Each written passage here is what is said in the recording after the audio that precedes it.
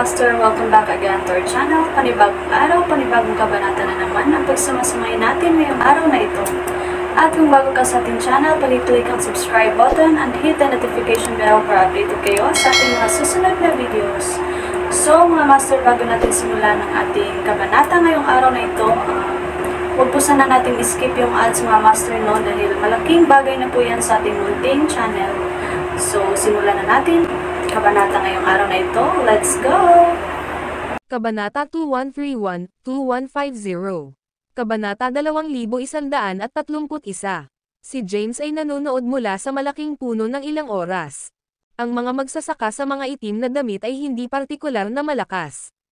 Sa paghusga sa kanilang aura, sila ay nasa ikapitong o ikawalong panloob na gate. Kung nahaharap siya sa isang tao ng kalibre na ito, higit pa siyang may kakayahang patayin sila. Iyon ang dahilan kung bakit siya nang ahas na ibunyag ang kanyang sarili. Tumayo siya sa harap ng maraming mga gwardya, tinitingnan ang taong nakasuot ng isang itim na balabal at nakasuot ng pulang maskara, at sinabi ng casual, sinusubukan mo ang bawat isa sa kanila. Masyadong malupit iyon, hindi ba sa tingin mo? Panipi. Ito ay isang bagay tungkol sa madilim na panatilihin. Nais mo bang maging isang kaaway ng madilim na panatilihin? Ang magsasaka sa pulang maskara ay nagsalita muli. Hindi niya masabi kung gaano kalakas si James, kaya binanggit niya ang regiment na siya ay bahagi ng pag-asang matakot si James. Gayunman, siya ay nagkakamali. Si James ay hindi mula sa mundong ito, ngunit sa halip mula sa lupa sa labas nito. Hindi pa niya naririnig ang tinatawag na madilim na panatilihin. Ngumiti si James ng mahina at sinabing, hindi ako nagbibigay ng campaign tungkol sa ilang panatilihin, o ano paman. Ngayon na ipinakita ko sa sitwasyong ito, nag-aalala din ito sa akin. Panipi. Mayroon kang isang nais na kamatayan, brat. Ang tao sa pulang balabal ay biglang nakataas ang kanyang tibak at nakulong kay James. Siya ang pinuno, at siya ay mas malakas kaysa sa iba pang mga itim na robe na lalaki. Naabot na niya ang ranggo ng Herculean. Napakabilis ng kanyang paggalaw. Sa isang sulyap ng isang mata, lumitaw siya sa harap ni James. Mag-ingat ka. Ang prinsesa sa likuran niya ay nagbigay ng babala. Gayunpaman, sa napakahalagang sandaling ito, itinaas ni James ang kanyang kamay, inunat ang dalawang daliri, at sinaksak ang tibak ng kanyang kalaban. Iyon lang. Napangiti siya ng mahina. Ang kanyang mga daliri ay nagsagawa ng ilang puwersa. Crack. Sa isang iglap, nasira ang tibak ng kalaban. Pagkatapos ay itinulak ni James ang kanyang palad ng may malaking puwersa. Ang isang nakasisindak na enerhiya ay lumusot sa lugar, na tinamaan ang tao sa pulang mask. Agad siyang inilunsad sa hangin at bumagsak sa lupa. Wow! Ang ilang daang mga itim na robe na individual sa kanilang paligid ay lahat ay nagulat. Nawala, malamig na sabi ni James. Gamit ang kanilang mga tibak, ang mga taong ito ay nawawala kung mananatili o umalis. Pagkatapos, si James Sora ay tumaas ng malaki. Nagpakita siya sa taas ng maraming dosenang metro sa hangin at hinawakan ang kanyang kamay. Malakas na enerhiya na nabuo sa kanyang palad. Ang mga nakapalibot na tao sa mga itim na damit ay lahat ay natakot habang naramdaman nila ang kakilakilabot na aura at tumakas sa takot. Maraming mga tao ang nagdala sa kanilang pinuno at sa lalong madaling panahon na wala sa gabi. Pagkatapos lamang ay ngumiti si James, bumaba mula sa langit, at tumayo sa lupa. Naglakad ang prinsesa, na puno ng pasasalamat ang kanyang mukha, at sinabing, salamat sa pag-save ng aking buhay, Ginoo. Nagbigay si James ng isang maliit na alon, sumulyap sa kanya, at tinanong, sino ka? Bakit ka hinahabol? Panipi. Medyo nag-aalangan si Lelia. Napansin ni James na tila natatakot siya. Ngumiti siya at sinabing, hindi ako nangangahulugang pinsala. Ang pagkapagod ay maliwanag sa magandang mukha ni Lelia. Nang siya ay magsalita, ang isang hitsura ng sakit ay biglang lumitaw sa kanyang pagod na mukha. Pinindot niya ang kanyang kamay laban sa kanyang dibdib at naglabas ng isang bibig ng madilim na dugo. Hindi niya mapigilan ang kanyang sarili na gumuho sa lupa. Princess, sa paligid niya, ang natitirang dosenang mga gwardya ay nagsimulang magpanik. Nagmamadali silang tumulong sa kanya. Si Lelia ay kumalas sa kanila ng mahina, kinaladkad ang sarili mula sa lupa na may kahirapan, at umupo sa cross-legged sa lupa. Pinapanood din siya ni James. Nag-aral siya ng gamot. Sa pamamagitan lamang ng pagtingin kay Lelia, masasabi niyang lason siya. Bukod dito, ito ay isang partikular na kakilakilabot na uri ng lason. Kung ang lason ay hindi agad na tinanggal, ang kanyang buhay ay nasa panganib. Nalason ka. Ang video na ito ay edited by Urban Storytelling. Kabanata 2132 James ay bumagsak, tumingin sa kanya, at sinabing, marahil ito ay isang napakakakilakilabot na uri ng lason. Kung hindi ito tinanggal ng mabilis, maaari kang mamatay sa lalong madaling panahon. Kung pinagkakatiwalaan mo ako, may save kita. Panipi. Ang mukha ni Lelia ay nasaktan ng sakit. Siya ay hinahabol, at ang mga gwardya na kasama niya ay pinatay sa labanan. Wala siyang ibabalik ngayon. Sa ngayon, ang tanging tao na maaasahan niya ay si James, isang kompletong estranghero sa kanya.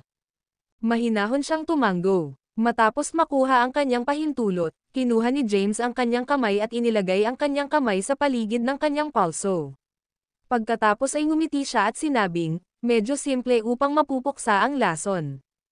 Ang katawan ni James ay natatangi. Siya ay may kakayahang sumipsip ng anumang puwersa at ibahin ang anyo nito sa kanyang sarili, enerhiya. Ang lason sa katawan ni Lelia ay lubos na nakakalason sa kanya, ngunit kay James, wala ito. Hawak ang kamay ni Lelia, ginamit niya ang kanyang tunay na enerhiya upang pilitin na sumipsip ng lason sa kanyang katawan sa kanyang sarili. Kapag ang sobrang nakakalason na lason na ito ay pumasok sa kanyang katawan, mabilis itong pinino at naging enerhiya ng kanyang katawan. Ang mukha ni Lelia ay unti-unting nakuhang muli ang rosy hue.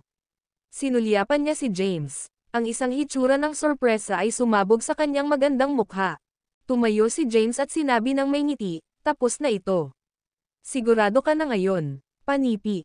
Salamat sa pag-save ng aking buhay muli, sabi ni Lelia habang nagpupumig siya sa kanyang mga paa. Si James ay may isang maliit na alon at sinabi, huwag mong banggitin ito. Wala ito, Panipi. Sa Old Growth Forest, nasusunog ang isang apoy. Si James ay nakatingin kay Lelia, na nakaupo sa tapat niya at nakatitig sa kalawakan, at hindi maiwasang magtanong, narinig kong sinabi nila na ikaw ay isang prinsesa. Si Lelia ay nasnap sa kanyang mga saloobin. Tumango siya at sinabi, oo. Ako ay isang prinsesa ng Tabal Empire. Si Lelia Targuin ang aking pangalan. Panipi. Walang alam si James tungkol sa mundong ito. Tinanong niya, malakas ba ang Tabal Empire? Ha? Natigilan si Lelia. Hindi niya maintindihan kung bakit tatanungin ni James ang tanong na ito. Matapos maisip ito, sinagot pa rin niya siya, ang Tabal Empire ay ang pinakamalakas na soberanya sa selyadong ito. Ito ay nasa loob ng edad. Sa kasalukuyan, ang aming imperyo ay may 10 bilyong tao at higit sa 100 milyong tropa. Ito ay hindi may kakaila isang hegemon ng mundong ito. Panipi. Matapos marinig iyon, kailangang tanungin ni James, kung ikaw ang prinsesa ng pinakamalakas na soberanya, kung gayon bakit ka hinahabol? Well, si Lelia ay nagpabuntong hininga at sinabi, nagsimula ang lahat ng hangina ang selyo at ang kayamanan ay dumaan sa aking pamilya ay nagsiwalat ng isang pangitain. Iyon ay iginuhit ang madilim na pansin. Panipi. Ang mga magsasaka ng dilim ay patuloy na lumitaw sa aking bansa at hiniling ang aking ama na ibigay ang kayamanan ng aking pamilya. Sa ilalim ng pag-aayos ng aking ama, iniwan ko ng tahimik ang kapital sa kayamanan. Gayunpaman, mayroong isang taksil sa aming pamilya, at ang aking ruta ng pagtakas ay naikalat. Hinabol ko ang buong paraan, at ang mga gwardya na sumama sa akin ay halos lahat ay pinatay sa labanan. Panipi. Ang interes ni James ay napik. Anong uri ng kayamanan iyon? Lubhang interesado siyang malaman kung ano talaga ang kayamanan. Ito ay talagang may koneksyon sa selyo, at nagsimula lamang itong kumilos ng kakaiba pagkatapos hamina ang selyo. Ang magandang mukha ni Lelia ay nagbigay ng isang nag-aalangan na ekspresyon. Ngumiti si James at sinabing, nagtataka lang ako. Kung ayaw mong sabihin sa akin, hindi mo na kailangan. Panipi. Itinuring ni Lelia si James na may pagkalito sa kanyang magandang mukha at tinanong, Sir, ikaw sino ka? Hindi itinago ni James ang katotohanan. Tumugon siya ng husto, sa totoo lang, hindi ako mula sa lupain ng Tabal. Galing ako sa lupa, sa labas ng mundong ito. Panipi. Ha! Tumayo si Lelia sa pagkabigla. Maging ang mga gwardya sa malapit ay nakatitig kay James na may sorpresa. Bilang mga tao sa lupain ng Tabal, alam nilang lahat ang tungkol sa selyo at tungkol sa lupa. Nalaman nilang lahat na kapag nasira ang selyo, ang 3,000 selyadong realms ay pagsamahin sa Earth upang makabuo ng isang bagong mundo. Ang isang pagbubukas ng selyo ay lumitaw din sa kalangitan. Kasunod ng hitsura ng unang kalamidad sa mundo, madali pa ring tumawid sa gateway at dumating sa Earth. Bukod dito, ang ilang mga magsasaka mula sa lupain ng Tabal ay pumasok sa Earth sa pamamagitan ng portal upang makipagkompetensya para sa Providence. Mas madaling maglakbay doon. Gayunpaman, ang pagpunta rito mula sa Earth ay mas mahirap. Iyon ang dahilan kung bakit nakuha si Lelia sa pahayag ni James. Si James ay nagpabuntong hininga rin at sinabing, "Ako ay isang tao mula sa Earth. Dumating ako sa lupain ng Tabal dahil mayroong isang natural na sakuna sa mundo. May taggutom. Pumunta ako rito upang maghanap ng mas maraming pagkain." Panipi. Karamihan sa mga mambabasa ay nagbabasa na ngayon ng mga nobelang ito. Ang video na ito ay edited by Urban Storytelling. Kabanata 2133 ipinaliwanag ni James kung bakit siya napunta rito. Alam niya ang magandang babaeng ito sa harap niya ay ang prinsesa ng pinakamalakas na bansa sa lupang ito. Kung maaari niyang ipasok ang tulong ng prinsesa, magkakaroon siya ng magandang pagkakataon na makakuha ng pagkain. Nang malaman ni Lelia ang pagganyak ni James sa pagpunta sa lupain ng Tabal, siya ay medyo nasira. Ang sitwasyon ba sa labas ng mundo ay talagang masama na ang mga tao ay talagang nag-aalala tungkol sa pagkain? Binigyan niya ng kakaibang hitsura si James. Walang ideya si James kung bakit kakaibang nakatingin sa kanya si Lelia. Hinawakan niya ang kanyang ilong at tinanong, "Bakit mo ako tinitingnan ng ganyan?" Panipi. Tinanong ni Lelia, "Ang mundo ba ay nahihirapan na kailangan mo ring mag-alala tungkol sa pagkain?" Si James ay walang kaalaman sa sitwasyon sa lupain ng Tabal. Wala rin siyang ideya kung paano nagpapatakbo ang mundong ito. Nagbigay siya ng isang pangkalahatang ideya ng sitwasyon sa mundo. Matapos makinig sa kanya, naintindihan ni Lelia. "Nakikita ko, kaya ang lupa ay hindi gaanong binuo kaysa sa Land of Tabal. Sa aking pag-unawa, ang lupain ng Tabals na nakatayo sa selyadong realms ay medyo mababa. Lumilitaw na ang lupa ay nawawala pa sa likod ng lupain ng Tabal." Panipi. Sa pamamagitan ng isang pakiusap na ekspresyon sa kanyang mukha, tinanong ni James, "Maaari mo akong tulungan?" Ang magandang mukha ni Lelia ay mukhang nababagabag. "Gusto ko talagang tulungan ka, ngunit may krisis sa aking bansa ngayon. Pinayagan ako ng aking ama kasama ang kayamanan. Hindi ko pa rin alam kung paano ang mga bagay sa kapital. Ang madilim na panatilihin ay ang pinakakakilakilabot na puwersa sa mundong ito. Kahit na ang maharlikang pamilya ng Tabal ay walang tugma para sa kanila. Nag-aalala ako na ang aking ama." Panipi. Si Lelia ay nasa isang bind. Kahit na nais niyang tulungan si James, nahihirapan siyang harapin ang kanyang sariling mga problema ngayon. Matapos marinig iyon, tinanong ni James, ang madilim na panatilihing makapangyarihan, "Paano ko may lalagay ito?" Nag-isip sandali si Lelia at sinabing, "Ang Master of the Dark Keep ay isa sa pinakamalakas na individual sa lupain ng Tabal. Kung ang matanda ng aking pamilya ay hindi namatay, maaari silang makipagkompetensya sa kanya. Gayunpaman, namatay na sila 30 taon na ang nakalilipas. Sa kasalukuyan, walang mga magsasaka sa aking pamilya na maaaring kumuha sa Master of the Dark." Panipi. Sabihin mo lang sa akin kung ano ang ranggo ng Master ng Dark Keep's cultivation base. Alam ni James na kung nais niyang magkaroon ng akses sa sapat na pagkain, wala siyang pagpipilian kundi upang matulungan ang Tabal Empire na makarating sa mahirap na oras na ito. Ang mga ito ay isang walang kamatayang pag-akyat. Si Lelia ay may solemn na ekspresyon. Siya ay nagnanais na maging tulad ng ranggo. Ang tanging bagay na maaasahan niya ay ang Panginoon ng madilim na panatilihin ay hindi kabilang sa mga naglalakbay sa kapital. Kung hindi man, napapahamak ang pamilyang Targuin. Matapos malaman ang lakas ng Master of the Dark Keep, nagbigay ng malabong ngiti si James at sinabi, "Madali iyon. Sige, gumawa tayo ng isang deal." Panipi. Hanem. Tumingin si Lelia kay James, nalilito. Sinabi ni James na may ngiti, tutulungan ko ang iyong pamilya na makarating sa kalagayan na ito at sirain ang madilim na panatilihin. Pagkatapos nito, bibigyan mo ako ng sapat na pagkain at hayaan akong bumalik sa Earth kasama nila. Ano sa palagay mo, Panipi? Talaga, tila tuwang-tuwa si Lelia habang nakatingin siya kay James. Ang mga butil ay malawak na magagamit sa Tabal Empire. Bukod dito, hindi lamang sila ang anumang tipikal na butil, they were spiritual grains, which had been specially planted. After her initial excitement, Lelia calmed down and asked, "The Master of the Dark Keep has reached the Immortal Ascension rank. Ikaw, maaari mo ba talagang sirain ang mga ito?" Panipi. Siyempre, tiwala si James sa kanyang sarili. Maaari pa niyang patayin si Magnus na nasa ikatlong hagdanan ng walang kamatayang pag-akyat. Kaya, wala siyang problema sa pakikitungo sa isang magsasaka na nakamit lamang ang walang kamatayang ranggo ng pag-akyat. Sige, tinatanggap ko, Panipi. Tumayo si Lelia nang may tuwa at sinabing, walang oras upang mag-aaksaya. Pumunta tayo ngayon, Panipi. Nag-aalala siya na may isang bagay na nagkamali sa kapital, at tungkol sa isang bagay na nangyayari sa kanyang pamilya. Gusto niyang magmadali pabalik sa kapital kaagad.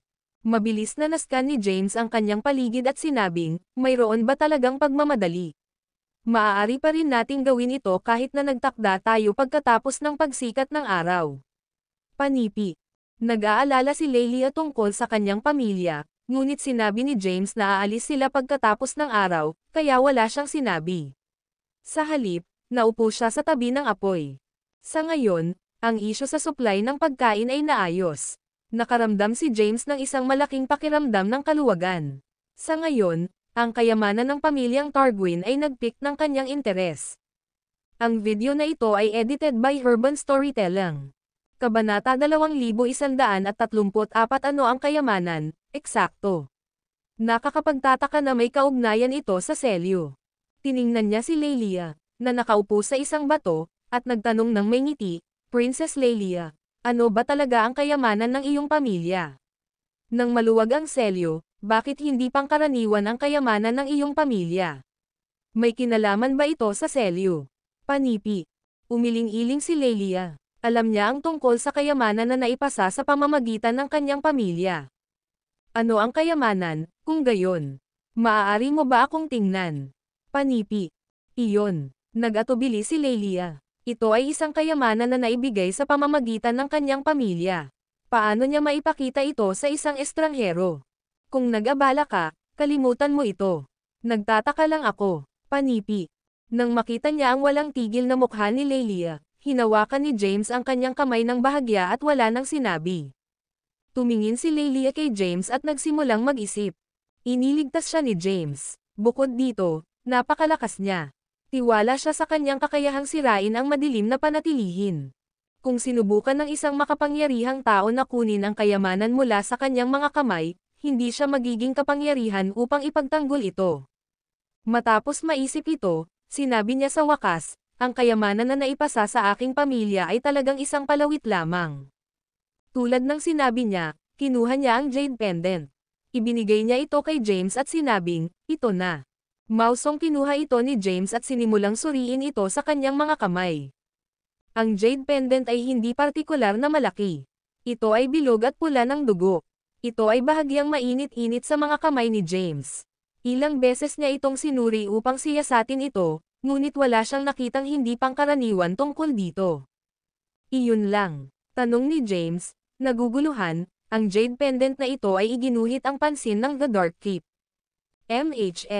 Tumanggo si Lelia at sinabing, dahil ang selyo ay nagpakita ng mga palatandaan ng pagpapahina, ang jade pendant ay nagsimulang magpakita ng mga pangitain. Anong uri ng mga pangitain?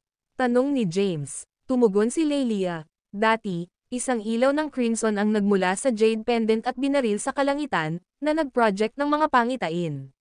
Mayroong mga eksena ng hindi mabilang na mga magsasaka na pumatay sa isa't isa, at ang dugo na dumadaloy tulad ng isang ilog. Panipi. Sa huli, ang lahat ng mga taong ito ay nawalan ng buhay sa labanan. Inilibing sila sa baog na lupain, naging mga bundok ng mga libingan. Panipi. Inilarawan ni Lelia ang mga pangitain na ipinakita ng jade pendant. Gayunpaman, hindi siya sigurado kung bakit inihayag ng Jade Pendant ang mga pangitain na ito. Maging ang mga magsasaka sa kanyang pamilya ay walang ideya. Ibinigay na ang Jade Pendant na ito ay naipasa ng maraming taon, ang mga detalye tungkol dito ay nawala sa kasaysayan. Nalaman lamang ng kanyang pamilya na ang Jade Pendant na ito ay may kilalang kasaysayan at naipasa mula pa noong una. Ito ang libing Jade. Sa sandaling ito, isang boses ang sumakay sa ulo ni James. Sa sandaling lumitaw ang tinig, sa kanyang isip, isang imahe ng interior ng Celestial Abode. Ang tool ng espiritu ay nakatayo sa pangunahing pasukan ng Celestial Abode. Nalaman ni James na nagsasalita ang tool ng espiritu. Agad siyang nakipag-ugnay sa tool ng espiritu na nasa loob ng paninirahan sa Celestial at nagtanong sa kanyang puso, ano ang libing na Jade? Sinabi ng tool ng espiritu, sa mga sinaunang panahon kung kailan ang buong mundo ay nasa digmaan, maraming mga pagkamatay. Maging ang mga magsasaka na nasa ranggo ng Emperor ay hindi immune sa kapalaran ng kanilang pagkamatay. Matapos ang labanan, inilibing ng mundo ang mga magsasaka na napatay sa labanan. Pagkatapos, mula sa kamalayan na naiwan ng hindi mabilang na mga magsasaka matapos silang lumipas, isang Jade Pendant ang naipakita. Iyon ang libing Jade na kasalukuyang hawak mo. Panipi. Ang paliwanag ng tool ng espiritu ay nagtaka kay James. Wala siyang ideya na ang maliit na Jade Pendant na ito ay may isang kahanga-hangang backstory. Ang tool ng espiritu ay nagpatuloy, maaaring makapasok ang isa sa Mausoleum of Gods na may ganitong palawit na Jade. Ang alingaw-ngaw ay naiwan ng mga Diyos ang isang pamana sa Mausoleum ng mga Diyos. Bumalik noon, kahit na sinubukan ni Emperor Jabadi na hanapin ang libing Jade. Sa kasamaang palad, sa kabila ng paghahanap sa buong mundo, hindi niya ito mahanap. Master, ang libing na ito ay talagang isang anti-gang. Kahit na sa panahon ng paghahari ni Emperor Jabari, ito ay isang bagay ng alamat. Sinasabi ng alingaw-ngaw na mayroong isang mahusay na lihim na nakatago sa libing Jade. Panipi. Ang video na ito ay edited by Urban Storytelling. Kabanata 2135 ang tool ng espiritu ng Celestial Abode ay isang beses na nagsilbi sa isang emperador, at siya ay lubos na may kaalaman tungkol sa maraming bagay. Kahit na sa panahon ng paghahari ni Emperor Jabari, ang libing Jade ay isang bagay ng alamat. Ang tool ng espiritu ay nagpatuloy, ayon sa aking pag-unawa, ang libing Jade ay dating kabilang sa isang tao. Si Targuin ang kanyang apelyido, at tinawag siyang tagapag-alaga ng libingan. Siya ay napakalakas. Sa isang oras sa oras, siya ang pinakatanyag na figure sa mundo. Gayunpaman, sa hindi kilalang mga kadahilanan, nawala siya kasama ang pamilyang Targuin. Hindi ko naisip na makarating kami sa tagapag-alaga ng inapo ng libingan sa maliit na lupain ng Tavel na ito. Ang tool ng espiritu ay hindi mapigilan ang kanyang sarili mula sa pagdadalamati. Ang mga inapo ng pinakamakapangyarihang tao sa kasaysayan ay nahulog sa gayong kakilakilabot. Tanong ni James sa kanyang puso, paano nauugnay ang libing Jade sa selyo ng mundo, kung gayon? Bakit ang libing Jade ay nagpapakita ng mga pangitain ng maluwag ang selyo? Panipi. Ipinaliwanag ng tool ng espiritu, ang libing Jade ay ipinakita mula sa kamalayan ng hindi mabilang na mga magsasaka matapos silang mamatay. Ang mga libingan kung saan sila ay inilatag upang magpahinga ay hinuhubog ng mundo mismo. Ang kasalukuyang selyo sa mundo ay nilikha din ng mundo na nagtatakip mismo.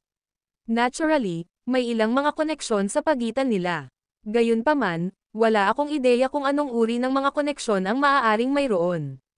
Panipi. Naririnig iyon, si James ay nalilito. Ang kasalukuyang selyo sa mundo ngayon, hindi ba ito nauugnay sa lahi ng demonyo? Hindi. Ipinaliwanag ng tool ng espiritu, pagkatapos noon, lumitaw ang lahi ng demonyo sa mundo dahil mayroong isang bagay na nakakaakit sa kanila. Gayunpaman, kapag ang lahi ng demonyo ay halos kumuha ng lupa, pinili nilang umalis sa lupa. Kung bakit nais nilang umalis sa Earth, hindi ako sigurado. Gayun din, ang selyo ay hindi inilagay ng lahi ng demonyo, ngunit sa pamamagitan ng mundo ay nagtatakip mismo. Alam ko lamang na ang mundo ay tinatakan ang sarili upang maprotektahan ang mundo. Isinasaalang-alang na sa panahon ng salungatan na sumunod sa pagsalakay ng lahi ng Demon, ang lupa ay halos ganap na nawasak. Ipagpalagay ko na sa oras na ito nagpasya ang lupa na aisil ang sarili upang magpahinga at mabawi. Panipi. Ang tol ng espiritu ay nagsiwalat ng maraming mga lihim. Noong nakaraan, palaging naisip ni James na ang lahi ng demonyo ay may pananagutan sa selyo sa mundo ngayon. Hindi niya inaasahan na ito ay ang mundo na nagsilang mismo. Ang tol ng espiritu ay nagpatuloy, ang 4 na mga susi upang buksan ang selyo ay nabuo din ng mundo ng natural. Ang mga ito ay hindi mabibili ng kayamanan. Gayunpaman, dahil mahina ka pa rin, hindi mo maaktibo ang kapangyarihan ng 4 na mga susi. Bukod dito, ang selyo ay hindi pa nasira. Ang kapangyarihan ng 4 na susi ay hindi pa naipakita. Hanggang sa masira ang selyo, ang kapangyarihan ng 4 na mga susi ay hindi maipahayag. Panipi. Muli, ang tol ng espiritu ay nagbigay kay James ng ilang bagong impormasyon. Patuloy na tinanong ni James kung gayon ano ang paggamit ng libing na ito. Sinabi ng tol ng espiritu, narinig ko na sinabi ni Emperor Jabari na ang libing Jade ang susi sa libingan. Ang libingan ay natural din na nabuo ng mundo at gaganapin ang pangwakas na lihim sa mundo. Siyempre, ang lahat ay napakalayo pa rin para sa iyo. Panipi. Oh, hindi talaga maintindihan ni James ang lahat ng sinabi. Napansin ni Lelia na si James ay nakatitig ng kumot habang hawak ang libing na Jade, ngunit hindi niya ito ginulo.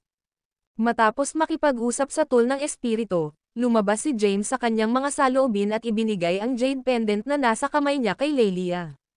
Sinabi niya, Princess Lelia, narito ang iyong Jade pendant. Panatilihing ligtas ito. Bagaman wala akong ideya kung ano talaga ito, mayroon akong isang malakas na pakiramdam na ito ay isang kahanga-hangang kayamanan. Panipi. Alam na ni James kung ano ang Jade pendant na ito. Gayunpaman, nanatili siyang tahimik. Gusto niyang magkaroon ng libing Jade. Gayunpaman, ito ay isang pamana sa pamilyang Targuin. Hindi ito kabilang sa kanya. Ibinalik ito ni James kay Lelia.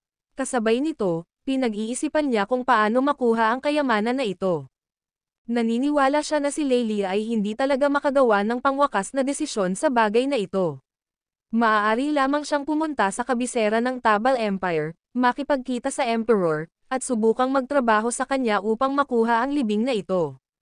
Sa anumang kaso, hindi niya ito magagamit ngayon.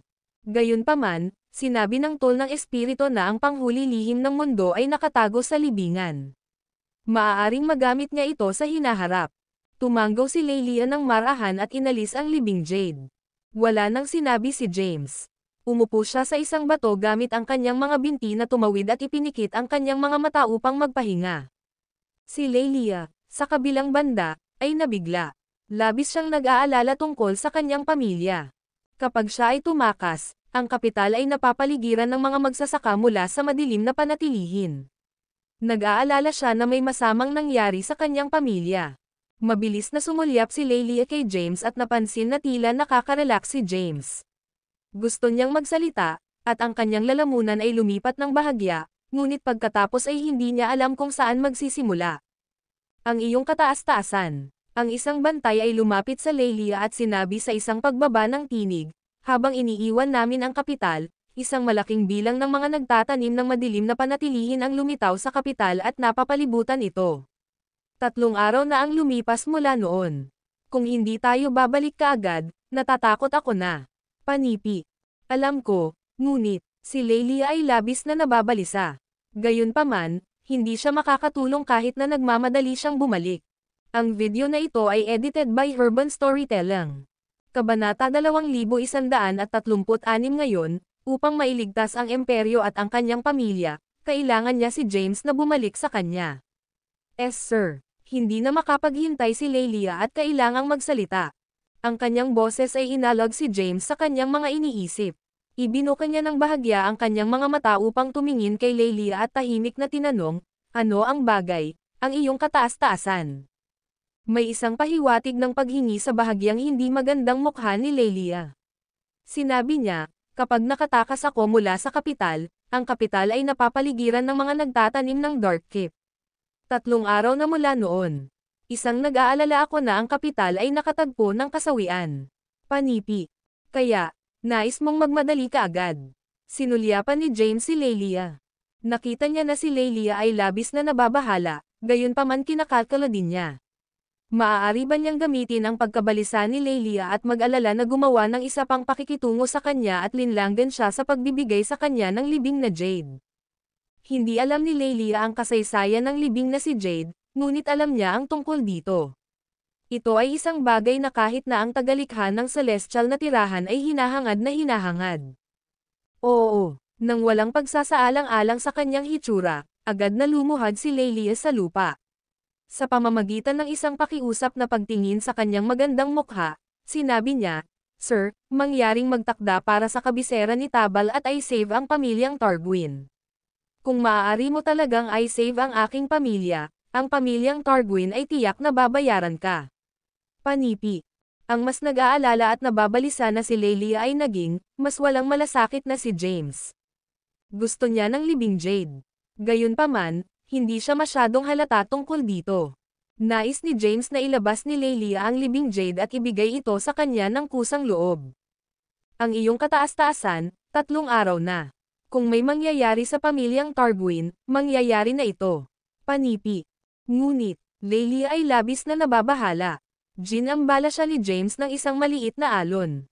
Sinabi niya, "Huwag kang mag-alala. Ayos lang. Aalis kami sa madaling araw." Panipi. Pinakawalan ni Lelia ang isang buntong hininga ng pagbibitiw. Patuloy na nagpahinga si James na nakapikit ang kanyang mga mata. Lihim din siyang nabigo.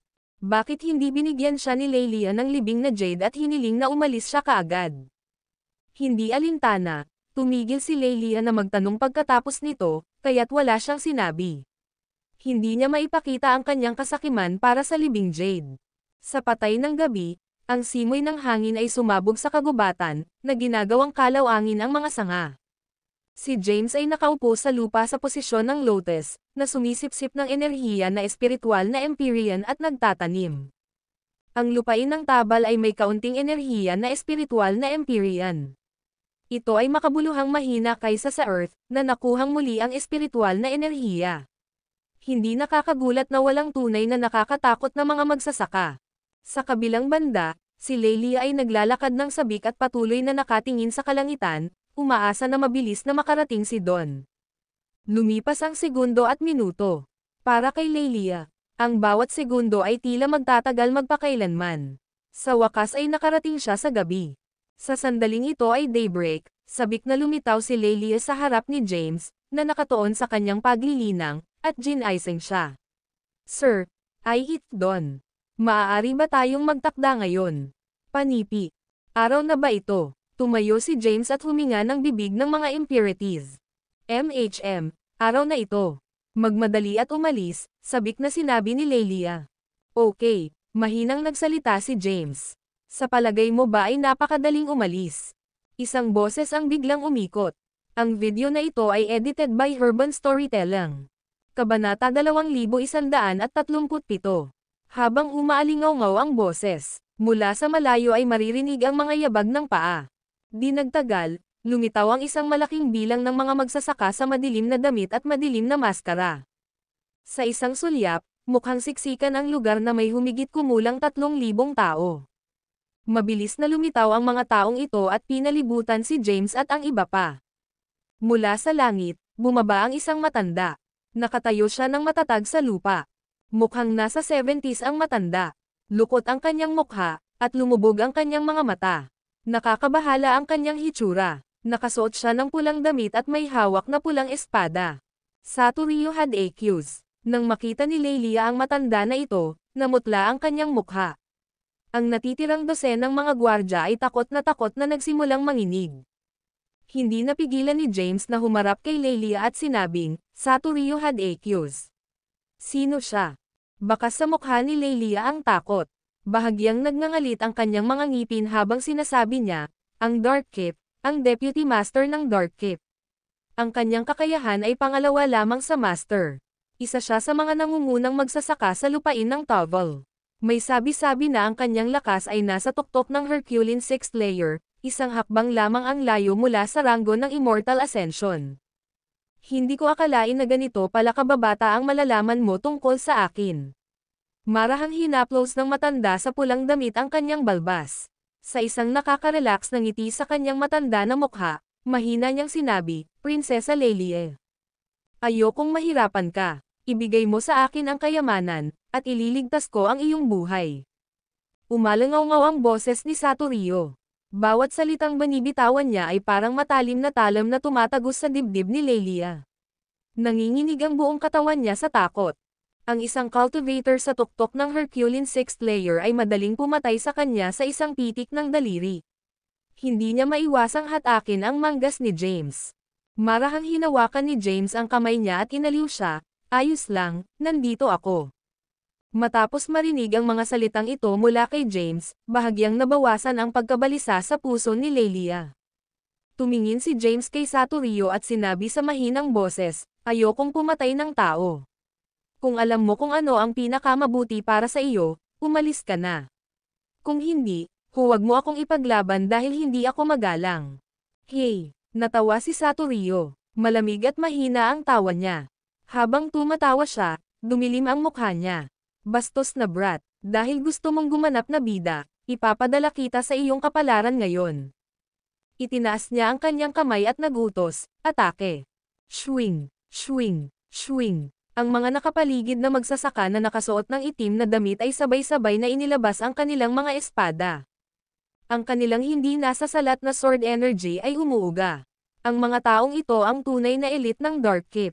Lahat sila ay napakalakas, na ang bawat isa sa kanila ay nakarating na sa 7th o 8th inner gate.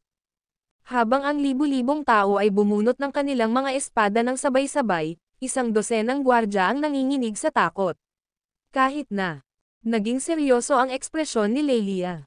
Bagamat tinakot ni James ang ilang miyembro ng Dark Keep kahapon, ang taong nagpakita ngayon ay ang Deputy Master ng Dark Keep. Isa siyang cultivator na halos umabot na sa ranggo ng Immortal Ascension. Nag-aalala siyang baka hindi siya mapapantayan ni James. Bahagyang kumaway si James at sinabing, no need to worry. Itinoon ni James ang kanyang isip, at ang Primordial Dragon Blade na inilagay sa Celestial Abode ay agad na nagmaterial sa kanyang kamay. Hawak ang Primordial Dragon Blade, lumingon-lingon si James sa libu-libong mga guard ng Dark Keep na naghihintay na hamampas. Gumapang ang kanyang mga labi sa isang malabong ngiti. Pagdating sa kanyang mga kalaban, hindi kailanman nagpakita ng awa si James. Patayin siya. Umalangaw-ngaw ang malamig na sigaw ni Satorio.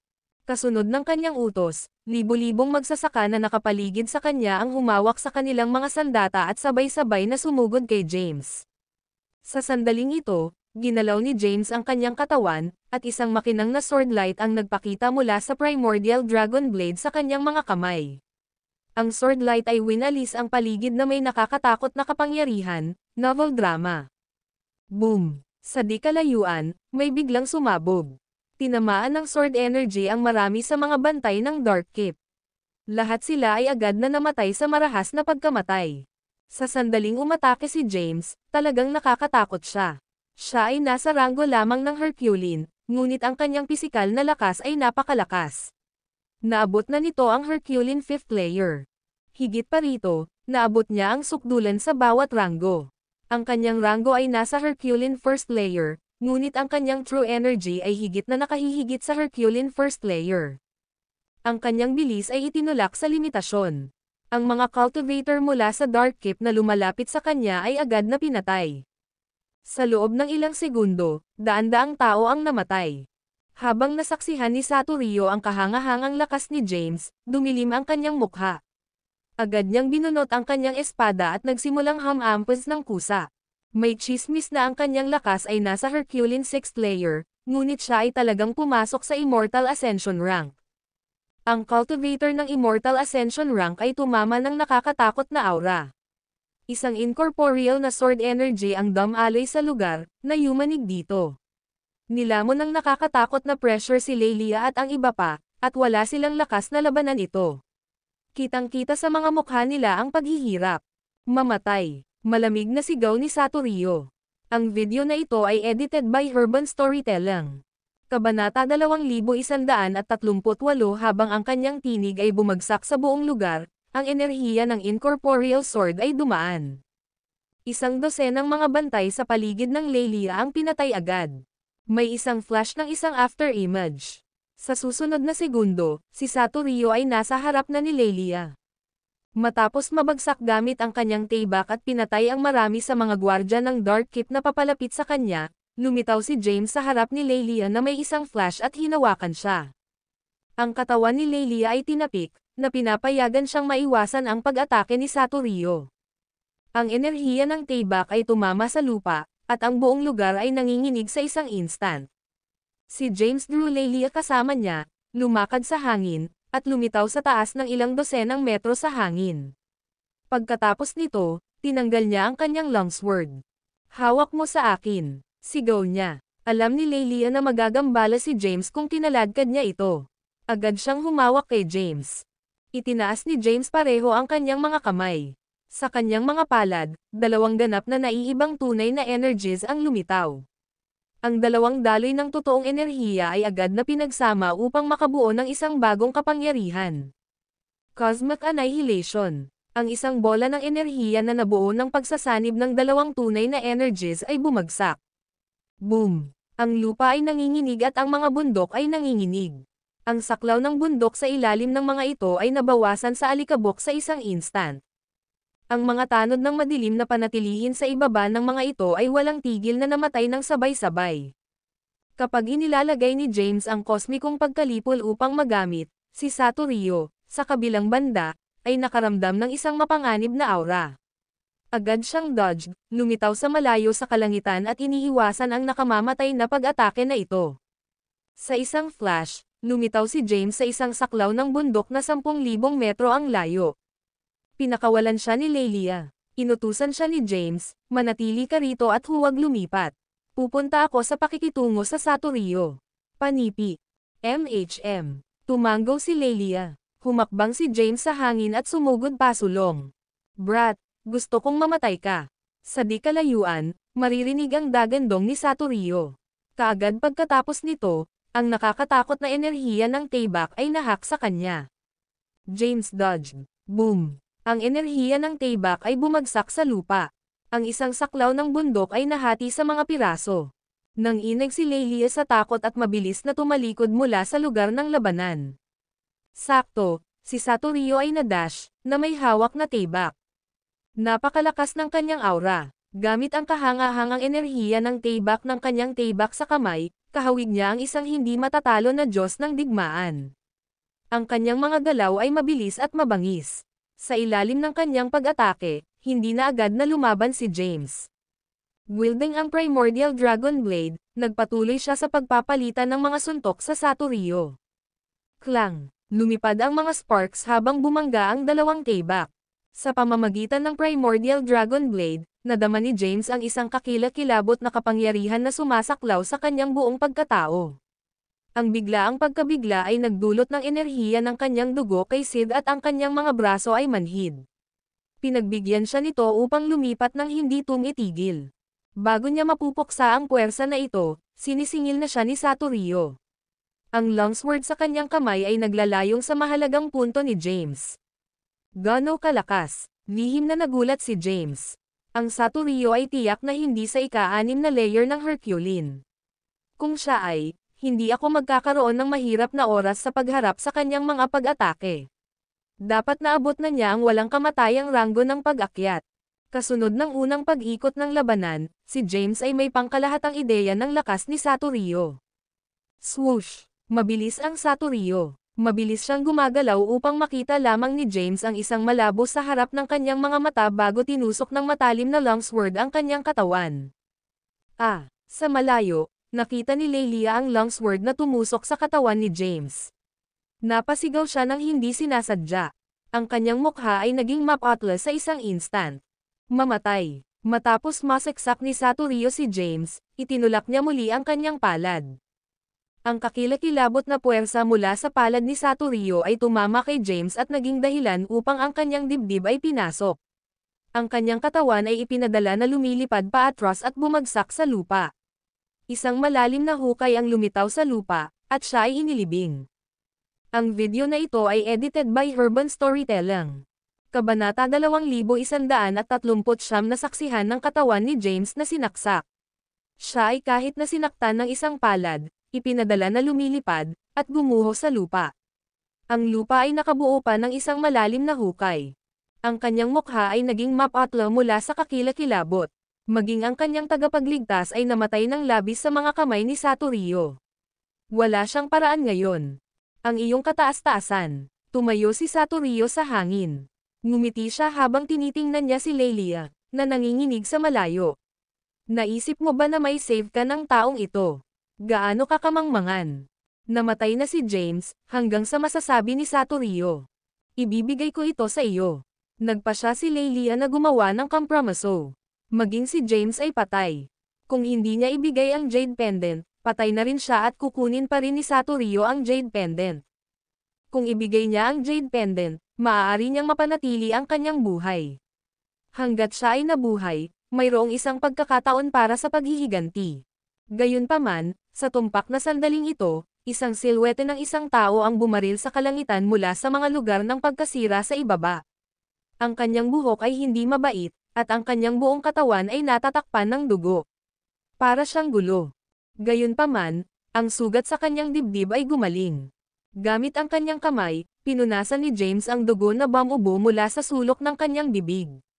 Tumingin siya sa Satorio sa malayo, isang malabong ngiti ang lumitaw sa kanyang mukha.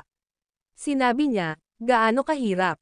Tila na maliban kung ginamit ko ang aking mga kasanayan sa martial arts ng lagda, hindi kita papatayin. Panipi. Ikaw. Nang makita ni Satorio na ligtas at maayos si James, hindi niya maiwasang mabigla. Ang kanyang longsword ay tumusok sa katawan ni James. Ginamit pa niya ang kanyang palad upang maihatid ang isang malakas na welga kay James. Hindi maaaring buhay si James. Gayunpaman, si James ngayon ay nakatayo sa harap niya, ligtas at tunog. Paano siya hindi maabak? Humakbang si James habang siya ay mataas sa hangin. Matapos siyang gumawa ng isang hakbang, ang aura sa kanyang katawan ay naging mas matindi at makapangyarihan. Sa bawat hakbang na kanyang ginawa, si Satorio ay maaaring makaramdam ng isang hindi nakikitang puwersa na pinipilit sa kanya. Ang kanyang katawan ay tumulo ng bahagya, at halos gumuho siya sa lupa. Si James ay nagpatuloy sa pagmarcha sa bawat hakbang. Di nagtagal, gumawa siya ng 33 hakbang. Matapos niyang gawin ang 34 hakbang, naabot na ni Satorio ang kanyang limitasyon.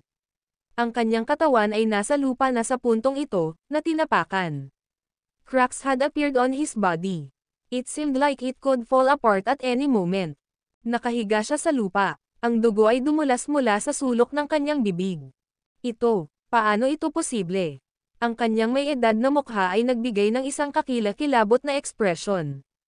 Si James ay nakatayo sa hangin at ngumiti ng mahina. Sacrilegious Ascension. Ang isang hakbang pasulong ay gagawin pagkatapos ng paglikha ng bawat vertebra. Sa bawat hakbang, ang isa ay maaaring magtipon ng napakalaking lakas upang mabugbog ang kaaway. Matapos niyang gumamit ng hindi kanais-nais na pag-akyat, maaari niyang patayin ang mga magsasaka na nasa ikatlong hagdanan ng walang kamatayang ranggo ng pag-akyat. Pumasok na lang si Satorio sa walang kamatayang ranggo ng pag-akyat. Hindi pa siya nasaktan, ngunit nasugatan na si Satorio mula sa pagtapak. Mamatay. Si James ay naging pagpatay. Habang pinagtutuunan niya ang kanyang mga saloobin, isang kalabisan ng itim na energies na nagmula sa kanyang katawan. Ang mga itim na energies na ito ay nagtipon upang makabuo ng isang itim na lotus na bulaklak. Ang itim na lotus bulaklak ay lumusot patungo sa Satorio at hindi mabilang na itim na enerhiya ang pumasok sa kanyang katawan. Ang enerhiya ni Satorio ay agad na hinihigop. Sa isang iglap, siya ay naging isang tuyong bangkay. Matapos makuha ng natal demonic lotus ni James ang lahat ng lakas ni Satorio, naramdaman ni James na medyo mas malakas ang aura ng Black Lotus. Maaari siyang makaramdam ng napakalakas na enerhiya ng demonyo na nagmula sa Black Lotus. Ang enerhiya ng demonyo na ito ay nagpapalusog sa kanyang pisikal na katawan. Ang kanyang katawan ay nakakakuha ng lakas na hindi mahahalata. Pinaikit ni James ang kanyang kamao at nadama ang lakas mula sa kanyang katawan. Ang kanyang mukha ay sumabog sa isang masamang pagngiti. Gaano kalakas? Noong siya ay nasa mundo, hindi siya nang ahas na gumamit ng demonyong lotus na walang pag-iingat. Gayunpaman, naiiba ito sa lupain ng tabal. Ang lahat ng lakas ng ibang tao ay hinihigop ng demonyong lotus. Bahagi ng lakas na ito ay ibinalik sa kanyang katawan, at ang kanyang katawan ay naging mas malakas bilang isang resulta. Ang kanyang katawan ay maihahambing sa Herculean 5th layer dati. Sa kasalukuyan, ito ay sa ika-6 na layer ng Herculean. Matapos niyang alagaan si Satorio, pinatapon ni James ang pag-akyat ng sakripisyo. Pagkatapos ng ilang sandali, sa wakas ay nakarating siya kung nasaan si James. Nakita niya si James na nakahiga sa lupa.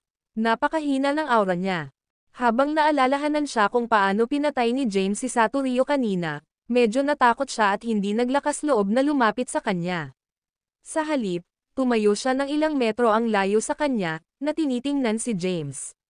Maingat na tanong niya, sir, ayos ka lang?" Si James ay nakahiga sa lupa at gumaling. Mahinang sinabi niya, "Wala itong seryoso. Magiging maayos ako pagkatapos magpahinga sandali." Panipi. Matapos marinig iyon, pinakawalan ni Lelia ang isang buntong hininga.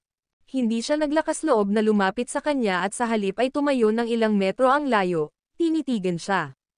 Sa ilalim ng kanyang maingat na titig, ang kutis ni James ay unti-unting lumaki.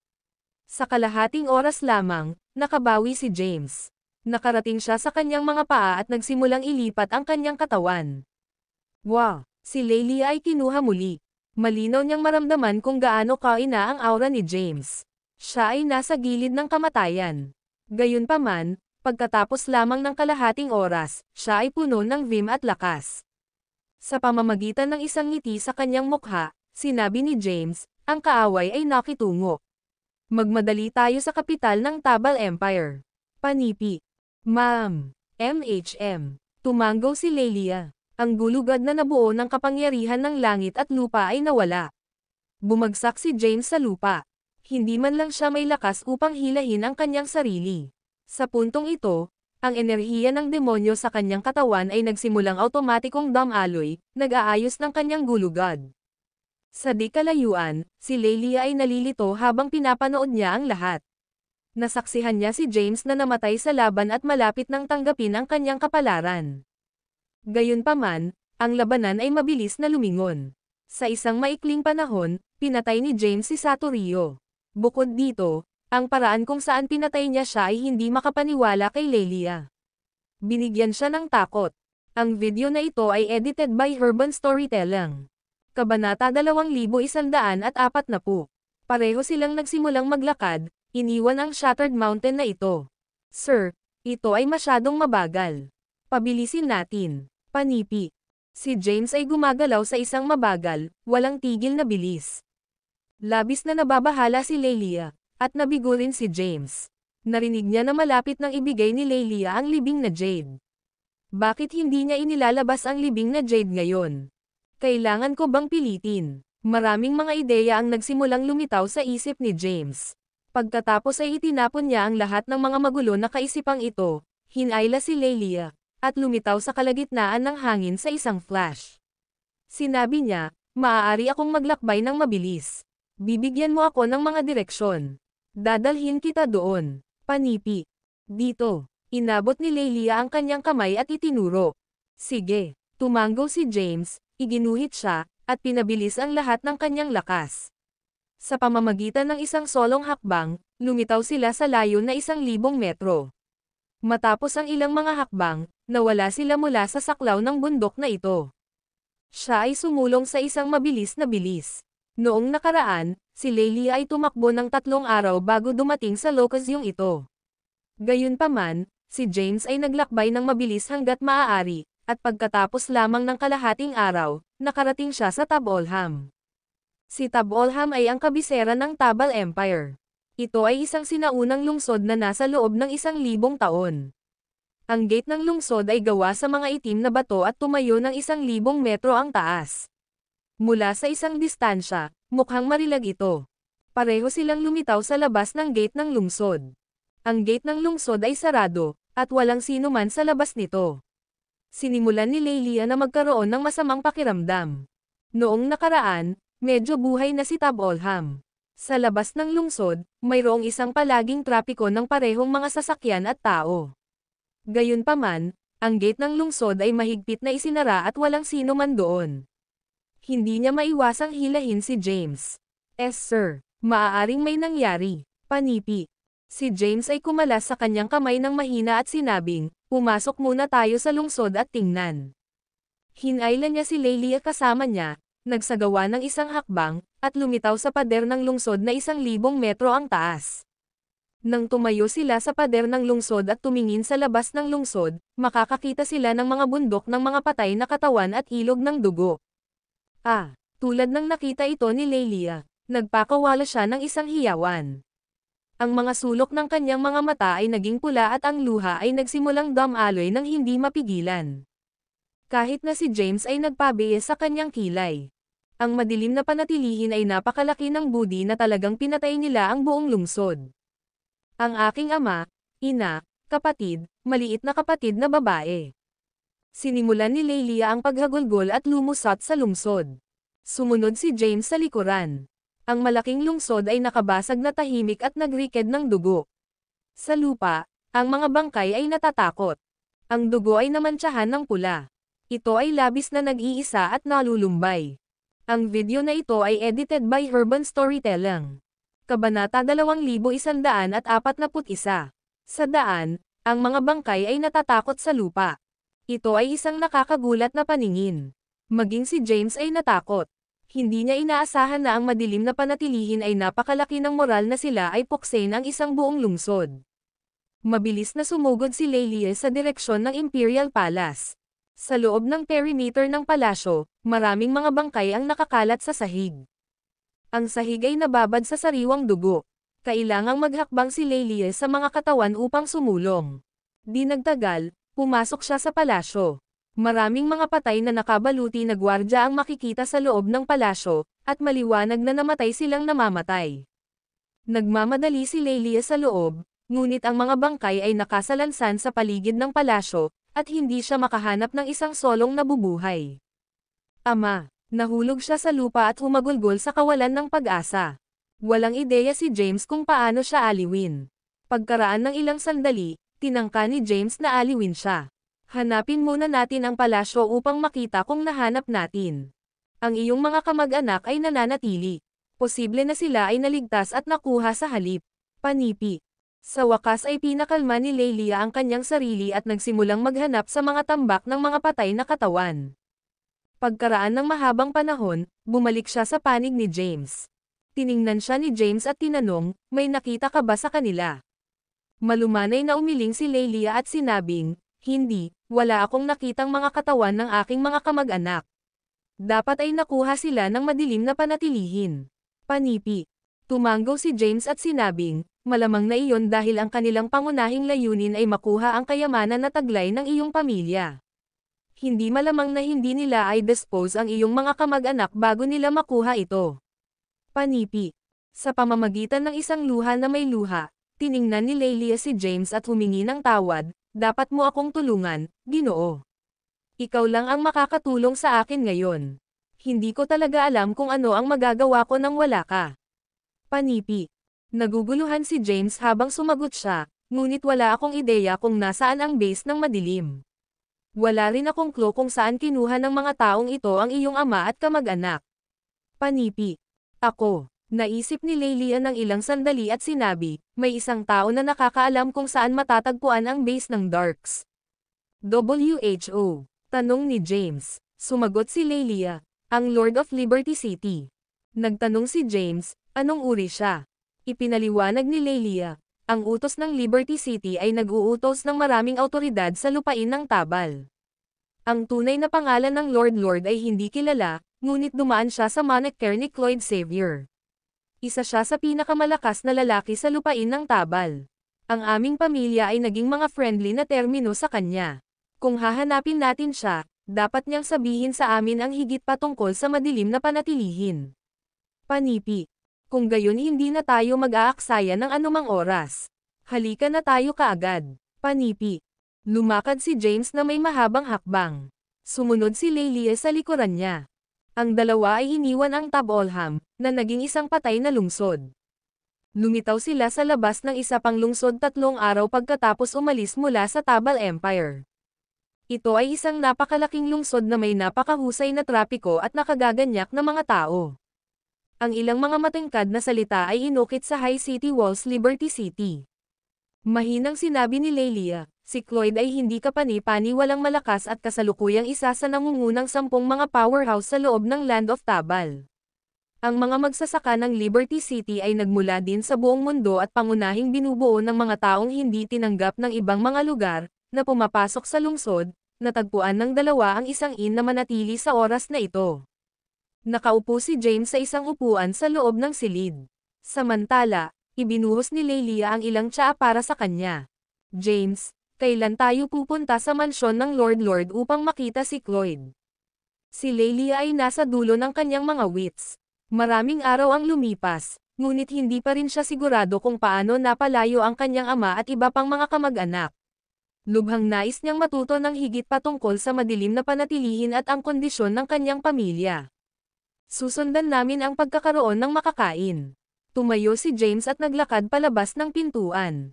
Pumunta siya sa unang palapag ng inn at inutusan ang maraming maliliit na pinggan. Pagkatapos, kinain niya sila ng walang tigil.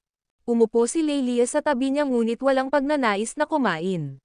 Maraming tao ang kumakain din sa paligid ng lobby ng inn. Narinig ko ang kabisera ng Tabal Empire na si Tab Olham, ay nawasak, at milyon-milyong mga tao ang pinatay. Ma'am, narinig ko rin ang tungkol sa insidente. Tila ang madilim na panatilihin ay may pananagutan para dito. Panipi. Gayunpaman, binigyan ni Cloyd ang mga taong ito sa santuaryo sa lungsod. Anuman ang mga aksyon ng isang tao sa labas o kahit na ang isa ay kasalukuyang isang takas, protektahan ni Cloyd ang sinumang naghahanap ng kanlungan sa Liberty City. Tumango si James. Ma'am, hayaan. Panipi. Pumasok ang dalawa sa lungsod. Hindi na pinalabas ni Lelia ang isang marangal na presensya at nagbihis ng mga simpleng damit upang timpla bilang isang average na tao. Ang dalawa ay madaling pumasok sa Liberty City at hindi nahaharap sa anumang mga paghihirap sa mga pintuan. Ang video na ito ay edited by Urban Storytelling. Kabanata 2142. Ang madilim na kip ay dapat na nais ng isa sa mga kayamanan ng Tabal Empire na humantong sa kanila na puksain ang Tab Olham. Anong uri ng kayamanan ang mag-udyok sa kadiliman na maging ganyan? Ang madilim na panatilihin ay nanatiling tahimik sa loob ng maraming taon. Panipi. Tinalakay ng mga magsasaka sa inn ang pagbagsak ng Tabal Empire. Gayunpaman, narinig lamang nila ang mga alingaw-ngaw tungkol sa insidente at hindi alam ang tunay na dahilan sa likod nito. Ang alam nila ay ang pamilyang Targuin ay nagtataglay ng isang mahalagang kayamanan. Ang pakikinig sa kanilang chatter, ang ekspresyon ni Lelia ay lalong lumalakas. James stood up and patted her on the shoulder, trying to soothe her. Huwag kang mag-alala. Everything will be alright. We'll head to the City Lord's mansion immediately to meet with Cloyd and ask him about the Dark Keep. MHM. Tumango si Lelia. Iniwan ng dalawa ang inn at diretso na tumungo sa mansyon ng Lord. Maraming mga gwardya na nakalagay sa gate ng mansyon pagdating nila. Natagpuan ng dalawa ang kanilang mga landas na ipinagbawal kaagad sa pagdating. Sabihin ang iyong mga pangalan. Matapang na sabi ng bantay. Mabilis na sumagot si Lelia. Ako ang prinsesa ng pamilyang Targuin ng Tabag ng Tabal. Ilang beses nang nakipagpulong ang mga nauna sa Targuin kay Lord Cloyd. Narito ako upang humiling ng isang madla sa kanya. Panipi. Ang mga gwardya ay hindi makakatulong ngunit bigyan si Lelia ng isa pa ng isang beses matapos marinig na siya ay mula sa pamilyang Targuin ng Tabal Empire. Pagkatapos, ang isa sa mga gwardya ay sumagot, mangyaring maghintay dito. Pupunta ako sa iyong pagbisita. Panipi. Samantala, isang binata ang nakaupo sa ulo ng talahanayan sa pangunahing bulwagan ng lungsod ng Lord. Siya ay bihis sa isang asol na balabal at hinawakan sa isang tagahanga ng papel, na patuloy na na-flap ito. Ilang araw na ang nakalilipas, ang Deputy Master ng Dark Keep, Saturio, ay napatay. Isang matandang lalaki ang nakaupo sa tapat ng asol na nakagagalit na tao. Ang matandang lalaki ay tumingin sa pagitan ng 70 at 80 taong gulang at nagsuot ng isang itim na balabal.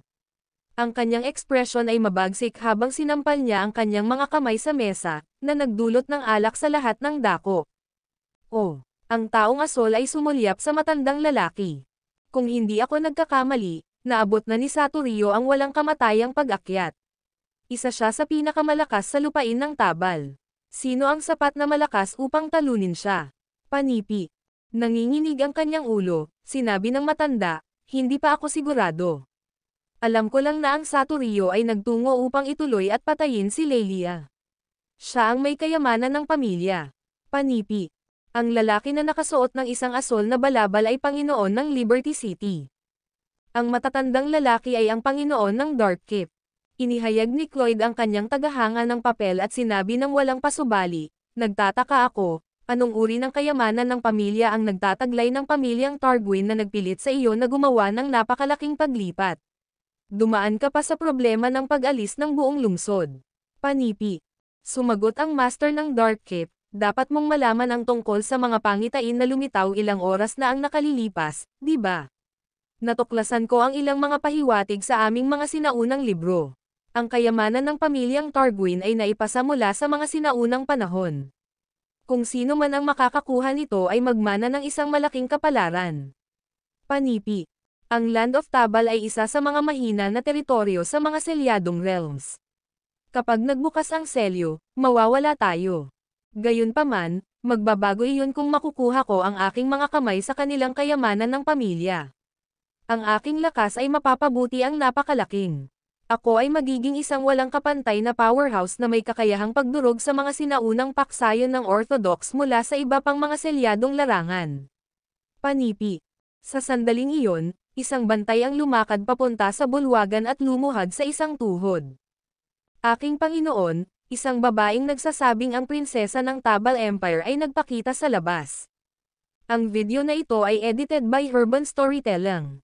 Kabanata 2143 nakikinig na ang prinsesa ng Tabal Empire ay dumating upang bisitahin siya, isang mapaglarong ngiti na nabuo sa mukha ni Cloyd. Ang master ng Dark Keep ay naabak ng anunsyo. Sa pamamagitan ng isang ngiti, sinabi niya, malapit na akong hanapin siya. Isang sorpresa na dumiretso siya sa akin. Panipi. Tinakpan ni Cloyd ang kanyang tagahanga ng papel, kumaway ang kanyang kamay, at sinabing, mangyaring lumayo sandali, Ginoo. Gusto kong marinig kung ano ang nais ng prinsesa ng Tabal Empire mula sa akin. Panipi. Sige. Ang master ng Dark Keep ay nagbigay ng isang maliit na tumango, tumayo, at naglakad palabas ng pangunahing bulwagan. Inutusan ni Cloyd, anyayahan sila sa loob. Naunawaan. Tumango ang bantay at mabilis na umalis sa pangunahing bulwagan. Naghintay sina James at Lelia sa gate ng Lord's Mansion ng ilang sandali bago ang bantay na umalis upang iulat ang kanilang pagbisita ay bumalik. Princess, sa ganitong paraan, mangyaring. Pinangunahan ng bantay sina James at Lelia sa mansion ng Lord. Matapos dumaan sa isang pasilyo, pumasok sila sa pangunahing bulwagan. Isang payat, binata na may bahagyang gont na hitsura ay nakaupo sa loob ng pangunahing bulwagan. Panginoon ko, narito na sila. Sige, ikaw ay tinanggal. Malumanay si Cloyd na pinakawalan ang kanyang mga gwardya. Tumalikod ang bantay at umalis. Tiningnan ni Lelia si Cloyd at magalang na sinabi, ako si Lelia mula sa Tabal Empire. Masaya na makilala ka, Lord Cloyd. Panipi. Gumawa si Cloyd ng isang banayad na kilos ng kamay at sinabing, umupo. Umupo si Lelia sa gilid, at tahimik na nakaupo si James sa tabi niya. Tiningnan ni Cloyd si Lelia at sinabing, noong nakaraan, mayroon akong ilang mga nakatagpo sa nauna ng Tabal Empire.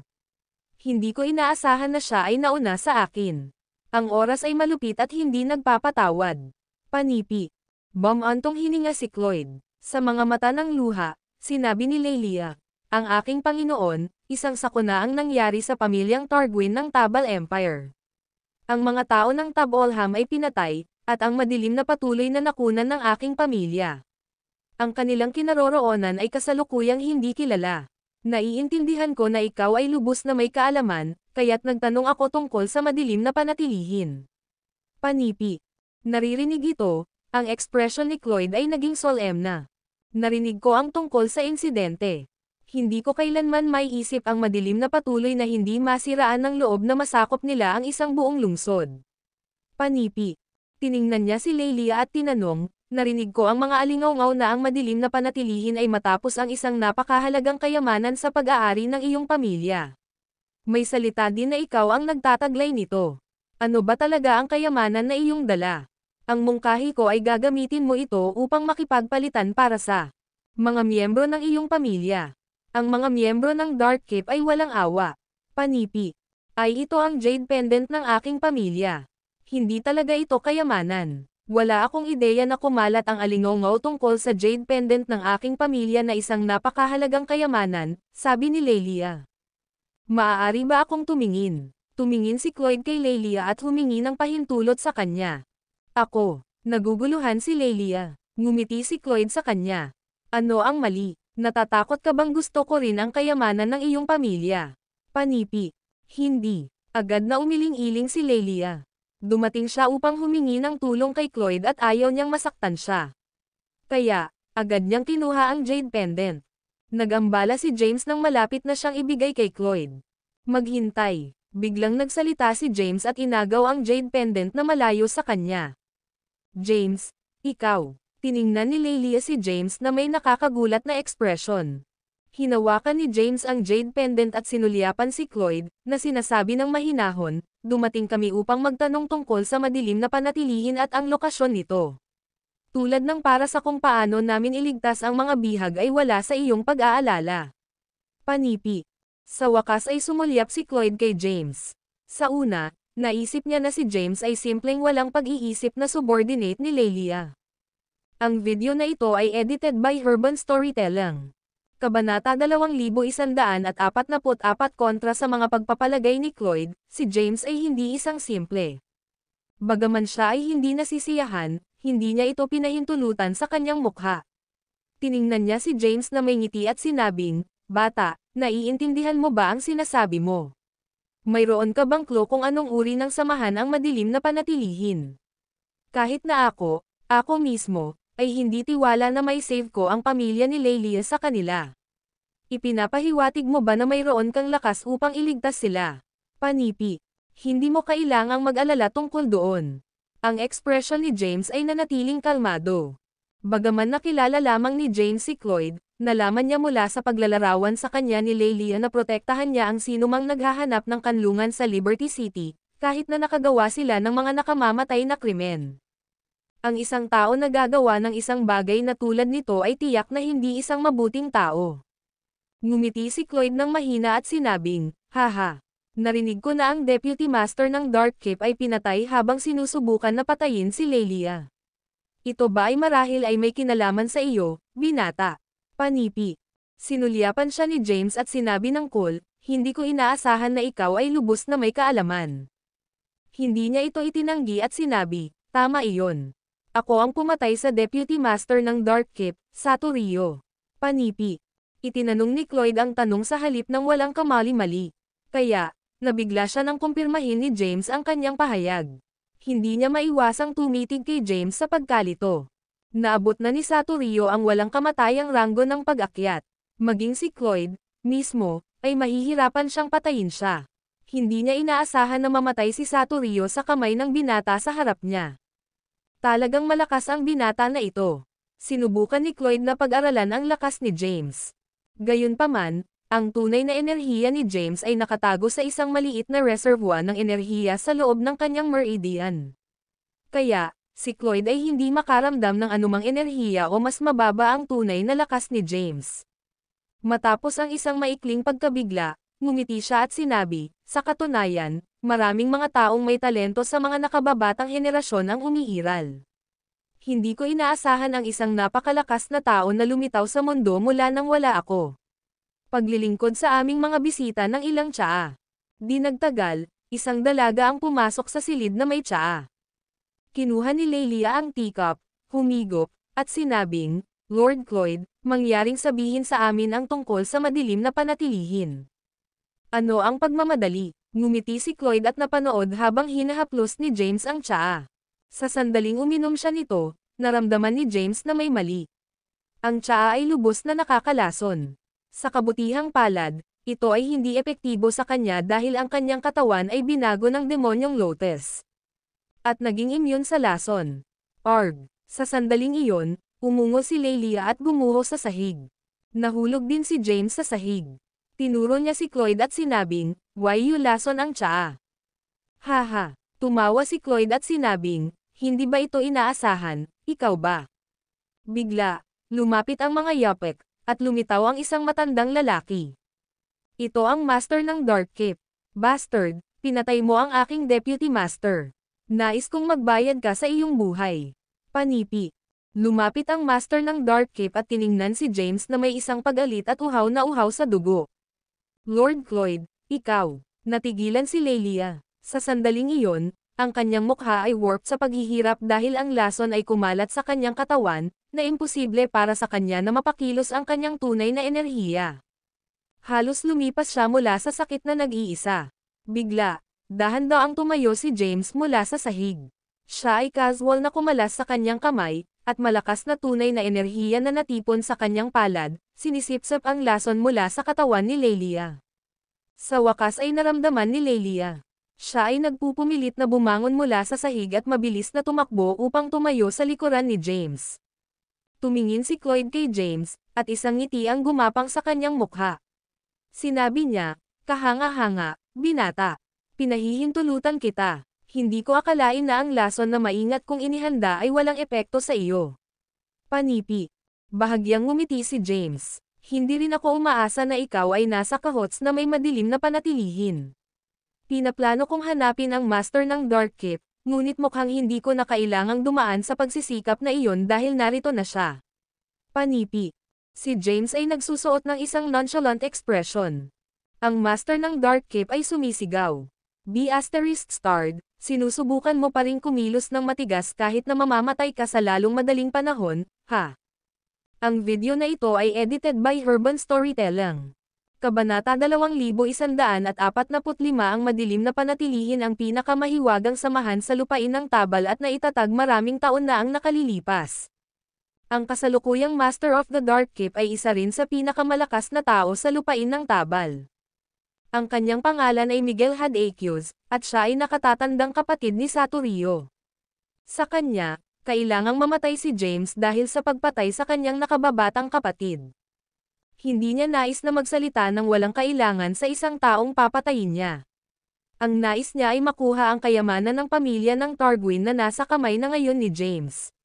Sa pamamagitan ng isang mabagsik na ekspresyon, inunat ni Miguel ang kanyang kamay at sinabi ng malamig, "Ibigay mo sa akin ang Jade Pendant, at siguraduhin kong iwanan ang iyong bangkay sa isang piraso."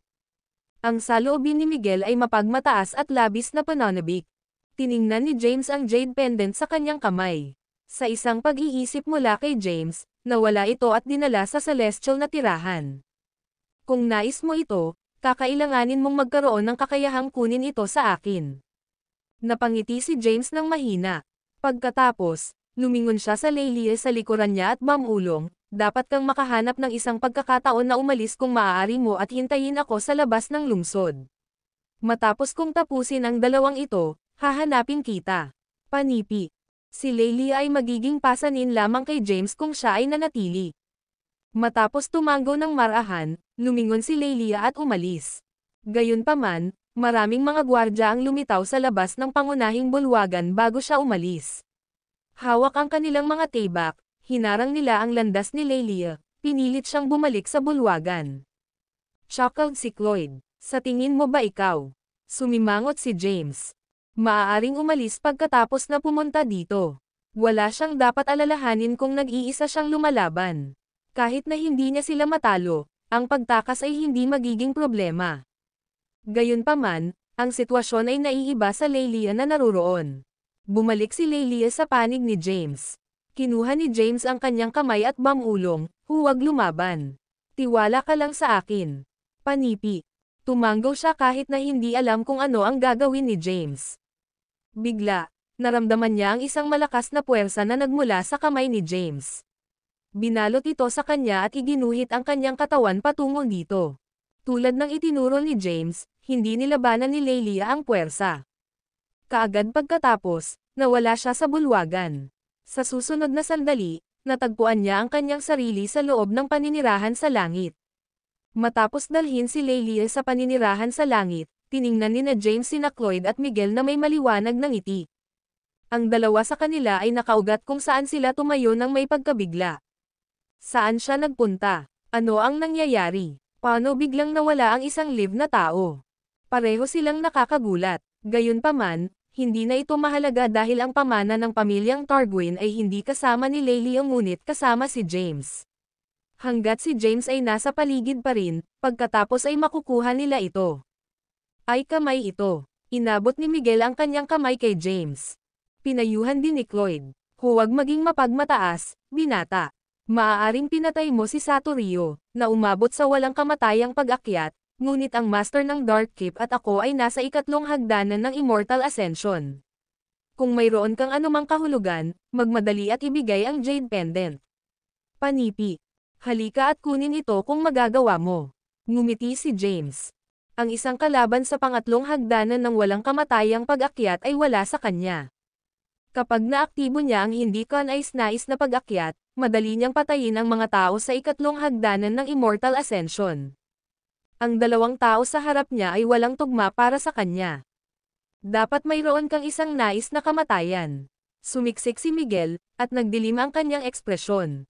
Isang malakas na puwersa na nabuo mula sa kanyang malawak na manggas, at ang puwersa ay lumusot kay James na may tunog ng isang tunay na gust. Alam ni James na hindi siya isang tugma para sa dalawang ito kung hindi niya ginamit ang sakripisyo ng pag-akyat. Mabilis siyang nag-dodge at lumitaw sa labas ng pangunahing bulwagan sa isang flash. Pagkatapos, tumalon siya sa hangin at agad na tumakas mula sa Liberty City. Ang kanyang hangarin ay hindi makatakas, ngunit tumungo patungo sa isang desyerto na lugar. Masikip ang lungsod, at maraming tao ang maaapektuhan kung naganap ang isang away. Hindi niya nais na pahintulutan ang mga inosenteng mamatay dahil sa kanya. Mabilis siyang tumakas habang sina Miguel at Cloyd ay mainit sa kanyang buntot. Mabilis na lumipat ang dalawa at nahuli si James nang walang oras. Ang video na ito ay edited by Urban Storytelling. Kabanata 2146 sa isang saklaw ng bundok sa labas ng Liberty City, si Miguel ay sumabog sa harap ni James at hinarang ang kanyang landas. Tumalikod si James upang tumakas, ngunit si Cloyd ay nasa kanyang buntot din.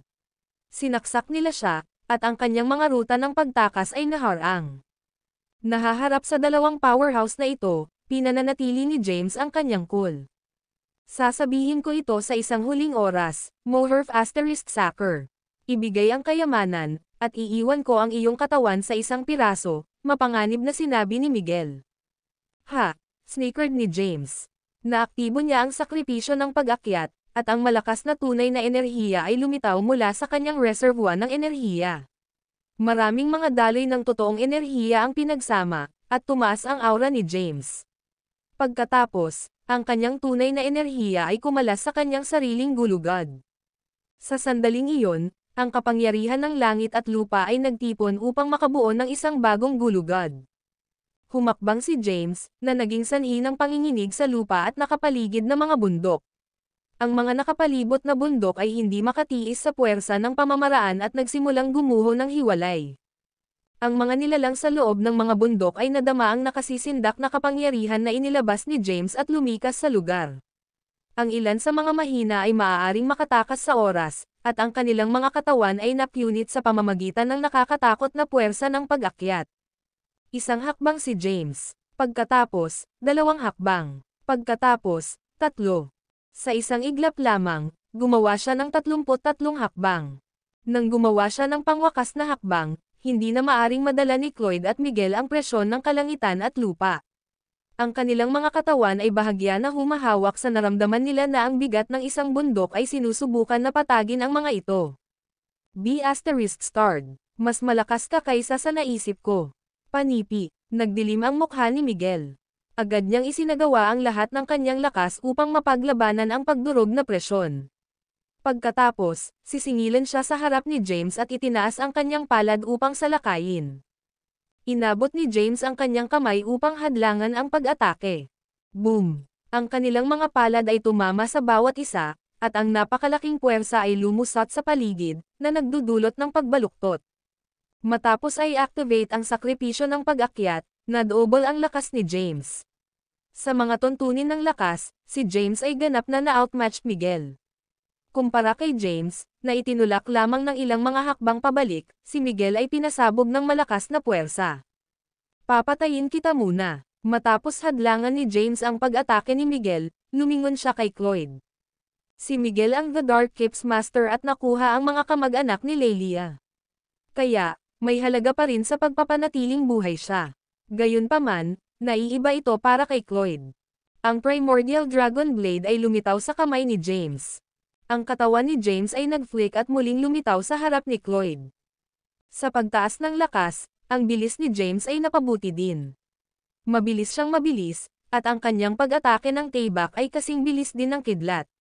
Sa kabila ng pagiging nasa ikatlong hagdanan ng Immortal Ascension, si Cloyd ay hindi maaaring yumapekto ng mabilis upang ipagtanggol ang kanyang sarili.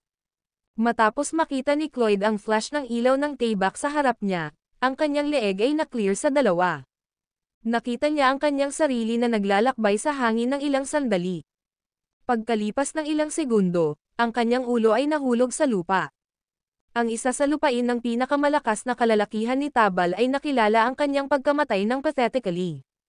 Pinanood ni Miguel na nangyayari ito sa malayo, at ang kanyang mukha ay huminto sa takot. Natigilan siya sa kawalan ng paniniwala. Ang lakas ni Cloyd ay naaayon sa kanyang sarili. Kahit na si Cloyd ay bahagyang mahina, ang pagkakaiba ay halos hindi mapapabayaan. Gayunpaman, pinatay siya ni James. Sa sandaling iyon, natakot si Miguel sa kanyang mga wits. Ang ideya ng pagtakas ay tumawid sa kanyang isipan. Hindi na siya nagmamalasakit sa kayamanan at sinubukan na tumakbo para dito. Sa palagay mo maaari kang makatakas. Umungol si James kay Miguel. Naaktibo niya ang pag-akyat ng sakripisyo at mabilis na tinipon ang kapangyarihan ng langit at lupa. Nadama ni Miguel ang isang hindi nakikita na presyon na nagdurog sa kanya habang siya ay nakatakas. Para bang may humakbang sa kanya, bigla siyang bumagsak mula sa langit. Boom! Ang kanyang katawan ay bumagsak sa lupa at inilibing sa basurahan. Hindi na siya makakabalik sa kanyang mga paa. Haha! Tumawa ng malakas si James. Ang sakripisyo ng pag-akyat ay masama na malakas. Kahit na mas mahina siya, nagawa niyang ganap na mangibabaw ang mga kalaban sa mas mataas na ranggo matapos na palayasin niya ang pag-akyat ng sakripisyo. Ang video na ito ay edited by Herban Storytelling. Kabanata 2147 nadama ng Miguel ang puwersa at nahulog mula sa kalangitan, na bumagsak sa basurahan sa ilalim niya. Bumaba si James mula sa langit at patuloy na nakarating sa isang bato. Isang matandang lalaki na natatakpan ng dugo ang gumapang mula sa basurahan sa harap niya. Ito ay si Miguel. Ang pag-akyat ng sakripisyo ay talagang mabigat. Maaaring durugan ni James ang lahat ng kanyang mga kalaban na may kapangyarihan ng langit at lupa. Bagaman si Miguel ay nasa ikatlong hagdanan ng Immortal Ascension, hindi niya mapigilan ang puwersa at napapanatiling pinsala.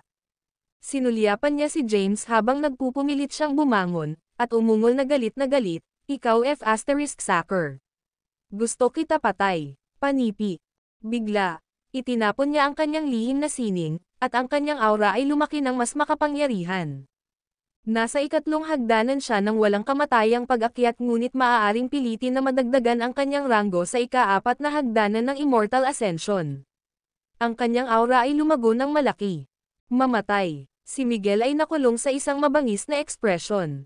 Isang mahabang tayback na ipinakita sa kanyang kamay, at isang enerhiya ng tayback ay sumugod kay James.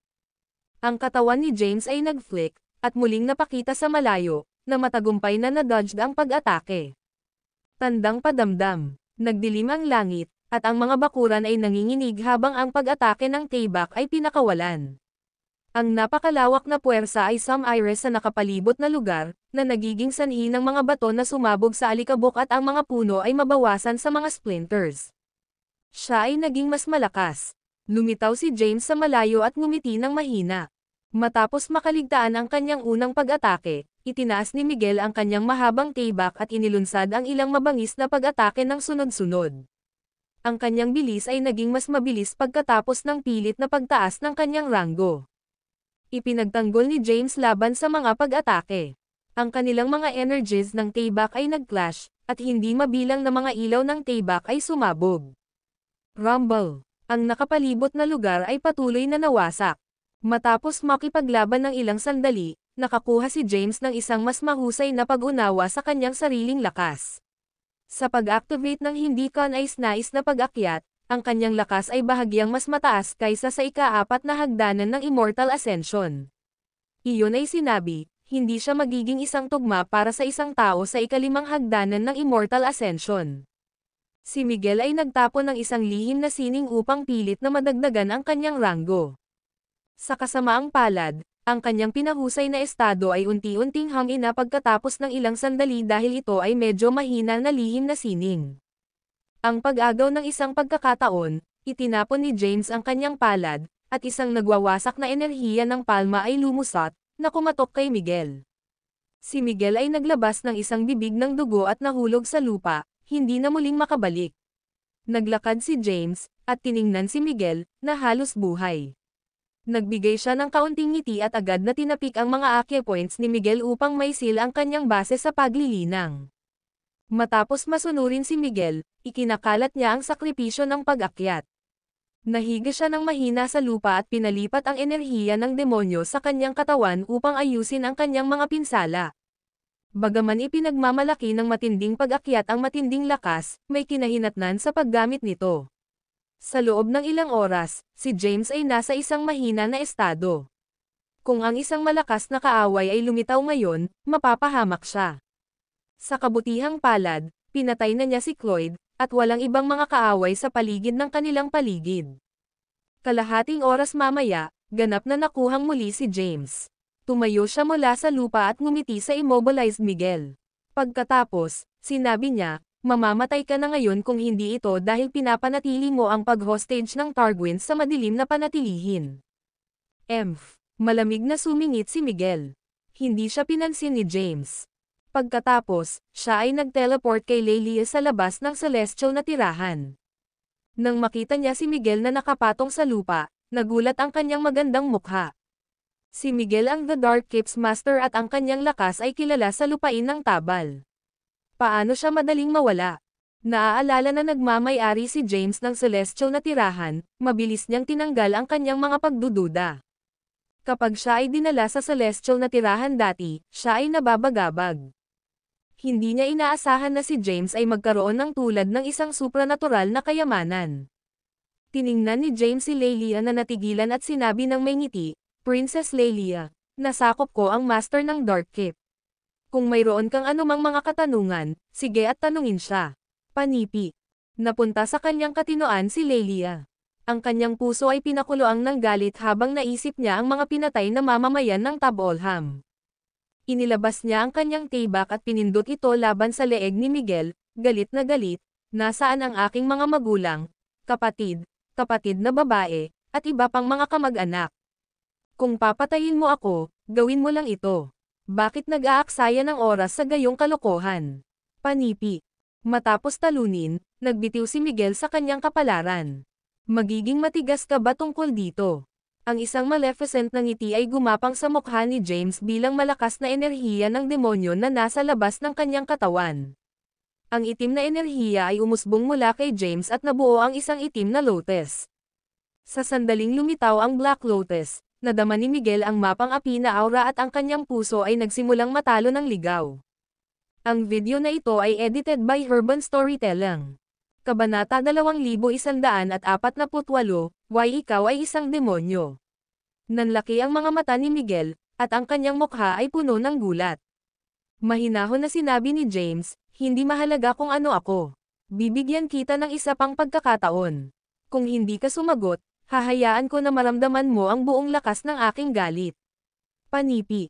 Ang enerhiya ng demonyo ay tumulo mula sa itim na lotus at napuspos na si Miguel. Si Miguel ay hinalog sa kanyang pinakadulo. Alam niyang mamamatay siya kung tumanggi siyang magsalita. Natakot siya. Nahaharap sa kamatayan, ang kanyang kaligtasan ng mga instincts ay sumipa. Don't kill me. Sasagutin ko ang iyong mga katanungan. Panipi. Pagkatapos lamang ay binawi ni James ang demonyong lotus. Binigyan din ni Lelia si James ng isang kainahinala na hitsura. Alam niya ang tungkol sa mga demonyo mula sa mga alamat na narinig niya. Hindi kailanman inaasahan niya ang isang tao mula sa Earth na magkaroon ng gayong nakasisindak na enerhiya ng demonyo. Gayunpaman, hindi siya maaaring mag-alala ng mas kaunti sa puntong ito. Wala siyang pakialam kung siya ay fraternizing sa mga demonyo hanggat papayagan nito ang kanyang pamilya na maligtas. Pag-uusap, banta ni Lelia. Mabilis na sumagot si Miguel, ang mga miyembro ng iyong pamilya ay ligtas at tunog sa base ng madilim. Hindi namin pinatay ang alinman sa kanila. Panipi. Hindi sinabi ni James, humantong sa daan. Tumayo si Miguel mula sa lupa at sinabing, ang base ng Dark Keep ay nasa pinakamalalim na rehiyon ng Soul Beast Mountain Range. Lumingon si Lelia kay James at sinabi na humingi ng tawad, tumungo tayo sa Soul Beast Mountain Range sa lalong madaling panahon, James. MHM. Tumango si James. Pagkaraan nito, iniwan ni James ang lugar kasama si Lelia kasama si Miguel sa paghatak. Pagkaraan ng 3 araw, pinasok ni na James at Lelia ang Soul Beast Mountain Range na may gabay ni Miguel. Ang Soul Beast Mountain Range ay nasa loob ng lupain ng tabal at puno ng mga matataas na bundok na konektado sa isa't isa. Mukha itong kamangha-manghang mula sa isang distansya. Matapos silang magtungo sa saklaw ng bundok, nakarating sila sa Dark Keep's base. Sa pangunguna ni Miguel, ang dalawa ay madaling ginawa ito sa base. Matapos pumasok sa pangunahing bulwagan ng Dark Keep, inutusan ni Miguel, dalhin ang mga miyembro ng pamilya ng Targuin dito. Naunawaan. Agad na natapos ang mga tanod ng Dark Keep. Di nagtagal, daan-daang mga tao ang dinala sa bulwagan. Ang mga taong ito ay ang mga miyembro ng pamilya ng Targuin. Ama. Ang katawan ni Lelia ay nanginginig sa kagalakan matapos makita ang kanyang pamilya. Nagmadali siya patungo sa isang taong may edad na. Ang gitnang may edad na lalaki ay nagsuot ng isang puting balabal na marumi ng dumi. Sa sandaling iyon, parang hindi siya tulad ng Panginoon ng isang bansa. Lelia. Nagulat si Zoe Targuin nang makita si Lelia. Sa isang nabigo na ekspresyon, nagbuntong hininga siya. Nakikita ko, kahit na hindi ka makatakas. Ang aming pamilya ay dapat na nakalaan upang mapahamak. Panipi. Ama, tama ang lahat. Maaari tayong umalis. Panipi. Masayang umiyak si Lelia. Ano ang ibig mong sabihin? Nagulat si Zoe. Naglakad si James at sinabing, Princess Lelia, dapat kang umalis kasama ang iyong pamilya. Ama, umalis tayo. Gabay ni Lelia si Zoe. Iniwan ng pamilyang Targuin ang base ng Dark Keep sa isang estado ng pagkalito. Si Miguel ay humihiling na tumingin kay James sa pangunahing bulwagan at sinabing, dahil pinayagan ko na ang lahat, hindi mo ba iniisip na dapat mong hindi matiyak ang aking mga acupoints at extra ang aking buhay? Sinulyapan siya ni James. Natugunan ang kanyang tingin, lumuhad si Miguel sa lupa sa takot. Handa akong maglingkod sa iyo, Ginoo. Sumusumpa ako na isumite at sundin ka sa natitirang bahagi ng aking buhay. Panipi. Ang video na ito ay edited by Urban Storytelling. Kabanata 2149 mabilis na naiwan ang kanyang pamilya. Hindi nagtagal para sa kanila ang naglalagay ng distansya sa pagitan ng kanilang sarili at ang Soul Beast Mountain Range, kung saan matatagpuan ang base ng Dark Keep. Tumulo si Lelia ng luha ng kagalakan matapos silang umalis sa saklaw ng bundok. Natutuwa ako na tama ka, Ama. Maswerte itong walang nangyari sa iyo. Ang kabuuan ng Tab-Olham ay brutal na pinatay. Akala ko ikaw. Panipi. Subs. Sa pag-iisip ng lahat ng naranasan niya kamakailan, nagsimulang umiyak si Lelia. Si Lelia ay isang prinsesa na lumaki sa royalty at hindi pa hinabol dati. Ang kanyang pinigilan na emosyon ay sumabog habang naalala niya ang kanyang mga gwardya sa escort na nagsakripisyo sa kanilang sarili para sa isa't isa, na nakalagay sa mga pool ng dugo habang siya ay tumakas. Lelia. Niyakap siya ni Zoe sa kanyang mga bisig at malumanay na aliwin siya, marami ka nang dumaan. Kudlit. Ano ang nangyayari, Lelia? Paano mo kami pinalabas ng dilim? Ibinigay mo ba ang jade pendant ng aming pamilya sa madilim na panatilihin? Ang ilan sa kanyang iba pang mga miyembro ng pamilya ay nakapaligid sa kanya. Pagkatapos lamang ay sinimulan ni Lelia na ipaliwanag ang lahat ng nangyari hanggang sa puntong ito. Sinabi niya sa kanila ng detalyado ang tungkol sa kung paano siya iniligtas ni James habang siya ay hinahabol, kung paano sila nagtungo sa Tab-Olham, at sa wakas ay natapos sa Liberty City. Matapos marinig ang kanyang kwento, ang Targuins ay nawawala sa mga salita. Nagulat, tinanong ni Zoe, kailan lumitaw ang napakalakas na binata sa lupain ng Tabal. Ipinaliwanag ni Lelia, Ama, hindi siya isang magsasaka mula sa lupain ng Tabal. Siya ay nagmula sa lampas sa ating mundo, mula sa lupa. Dumating siya sa lupain ng Tabal upang maghanap ng mga supply ng pagkain dahil nakakaranas ang Earth ng mga natural na sakuna. Panipi.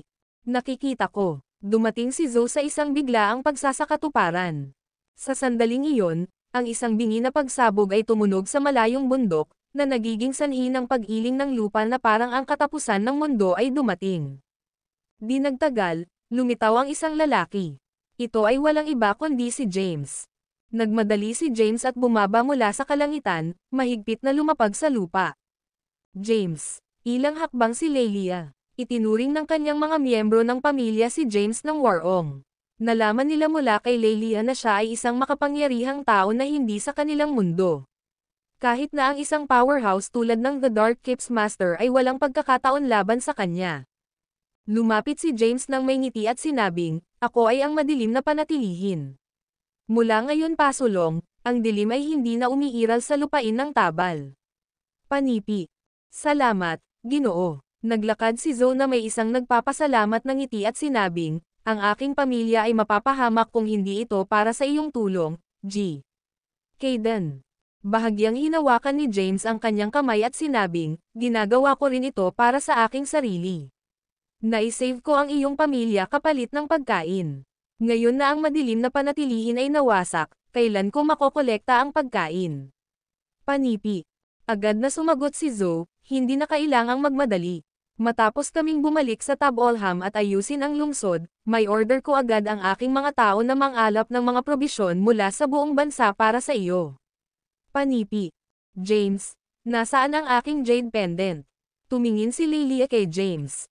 Nahuli si James. Tunay na mayroon siyang jade pendant at dapat na ibalik ito sa Lelia ng matagal. Gayunpaman, nais niya ito para sa kanyang sarili at hindi ito ibinalik sa kanya. Naisip niya na makakalimutan na niya ito ngayon at hindi niya inaasahan na mapalaki ito. Matapos ang isang maikling pagkabigla, kinuha niya ang heirloom pendant ng Targuin na si Jade Pendant mula sa celestial na tirahan at ibinalik ito sa Lelia. Dito ka pupunta. Pinapanatili ko itong ligtas para sa iyo. Panipi. Salamat. Matapos ibalik ang Jade Pendant, ang magandang mukha ni Lelia ay may pasasalamat. Tumahimik lang si James. Pagkaraan ng ilang araw, nakarating sila sa Tab-Olham. Ang dating nakagaganyak na Tab-Olham ngayon ay isang patay na lungsod. Ang mga piles ng mga bangkay ay nahip sa paligid ng lungsod, ang dugo ay tumakbo sa mga kalye, at ito ay nagrikid ng isang kakila-kilabot na amoy.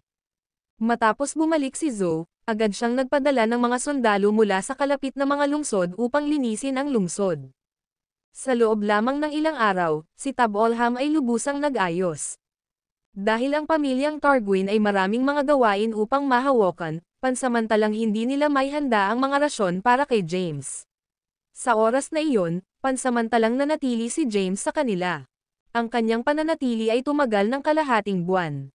Kalahating isang buwan mamaya, si Tab-Olham ay itinayo muli at dahan-daang nabawi ang mga operasyon.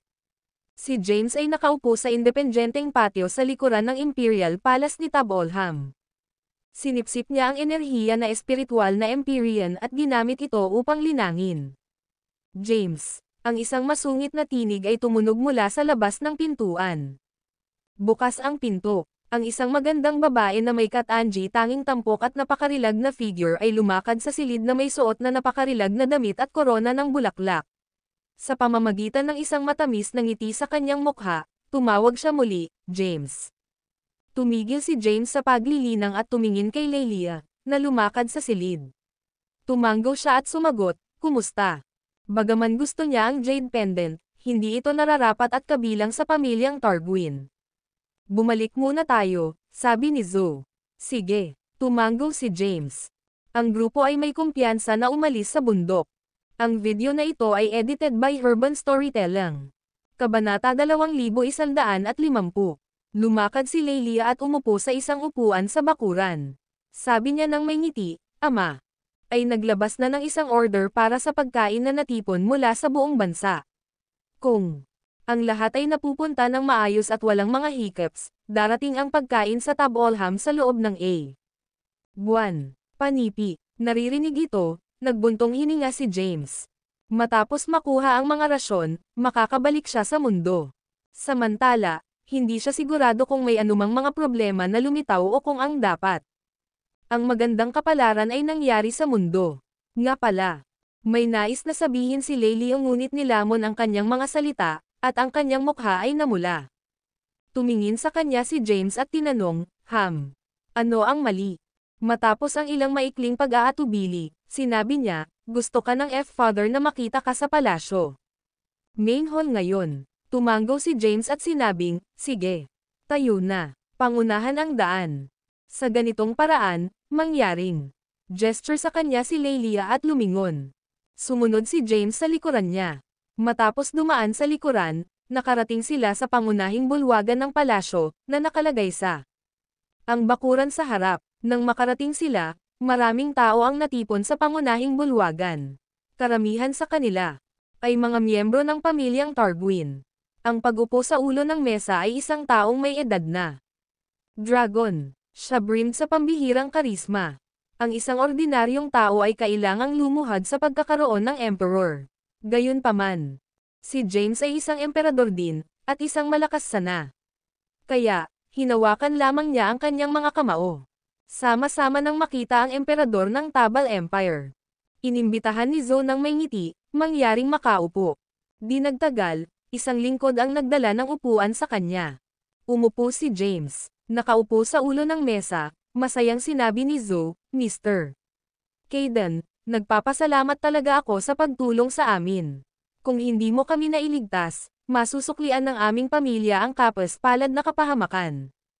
Upang maipahayag ang aming pasasalamat sa iyong biyaya sa pag-save ng buhay, napagpasyahan kong ipagkakantihan si Laylee sa iyo. Panipi. Si James ay hindi napapansin. Sa loob ng pangunahing bulwagan, ibinaba ni Laylee ang kanyang pula na mukha at napahiya na tumingin kay James. Sinabi ni Zoe ng may ngiti, nagpasya din ang aming pamilya na ibigay sa iyo ang heirloom ng aming pamilya, ang Jade Pendant, bilang isang dote. Bagaman hindi namin alam ang eksaktong pag-andar ng Jade Pendant na ito, tiyak na isang mahusay na kayamanan. Bukod dito, bibigyan ka ng pag-access sa aming mga lupain ng mga ninuno upang maghanap ng kayamanan pagkatapos magpakasal kay Laylee. Panipi. Bagaman nais ni James ang libing Jade, ayaw niyang makuha ito sa pamamagitan ng pag-aasawa. Tumayo siya at humingi ng tawad, ang iyong kamahalan, hindi ako kapanipani walang pasensya. Nag-asawa na ako at hindi makukuha si Laylee bilang asawa ko. Panipi, nakikita ko, mukhang nabigo si Zoe. Pagkatapos, sinabi ni James ng may ngiti, gayunpaman, interesado ako sa Jade Pendant at ang lupain ng ninuno ng Targuins. Kung iginiit mo ang pagbabayad sa akin, masaya akong tanggapin ang Jade Pendant at galugarin ang iyong lupain ng ninuno. Panipi,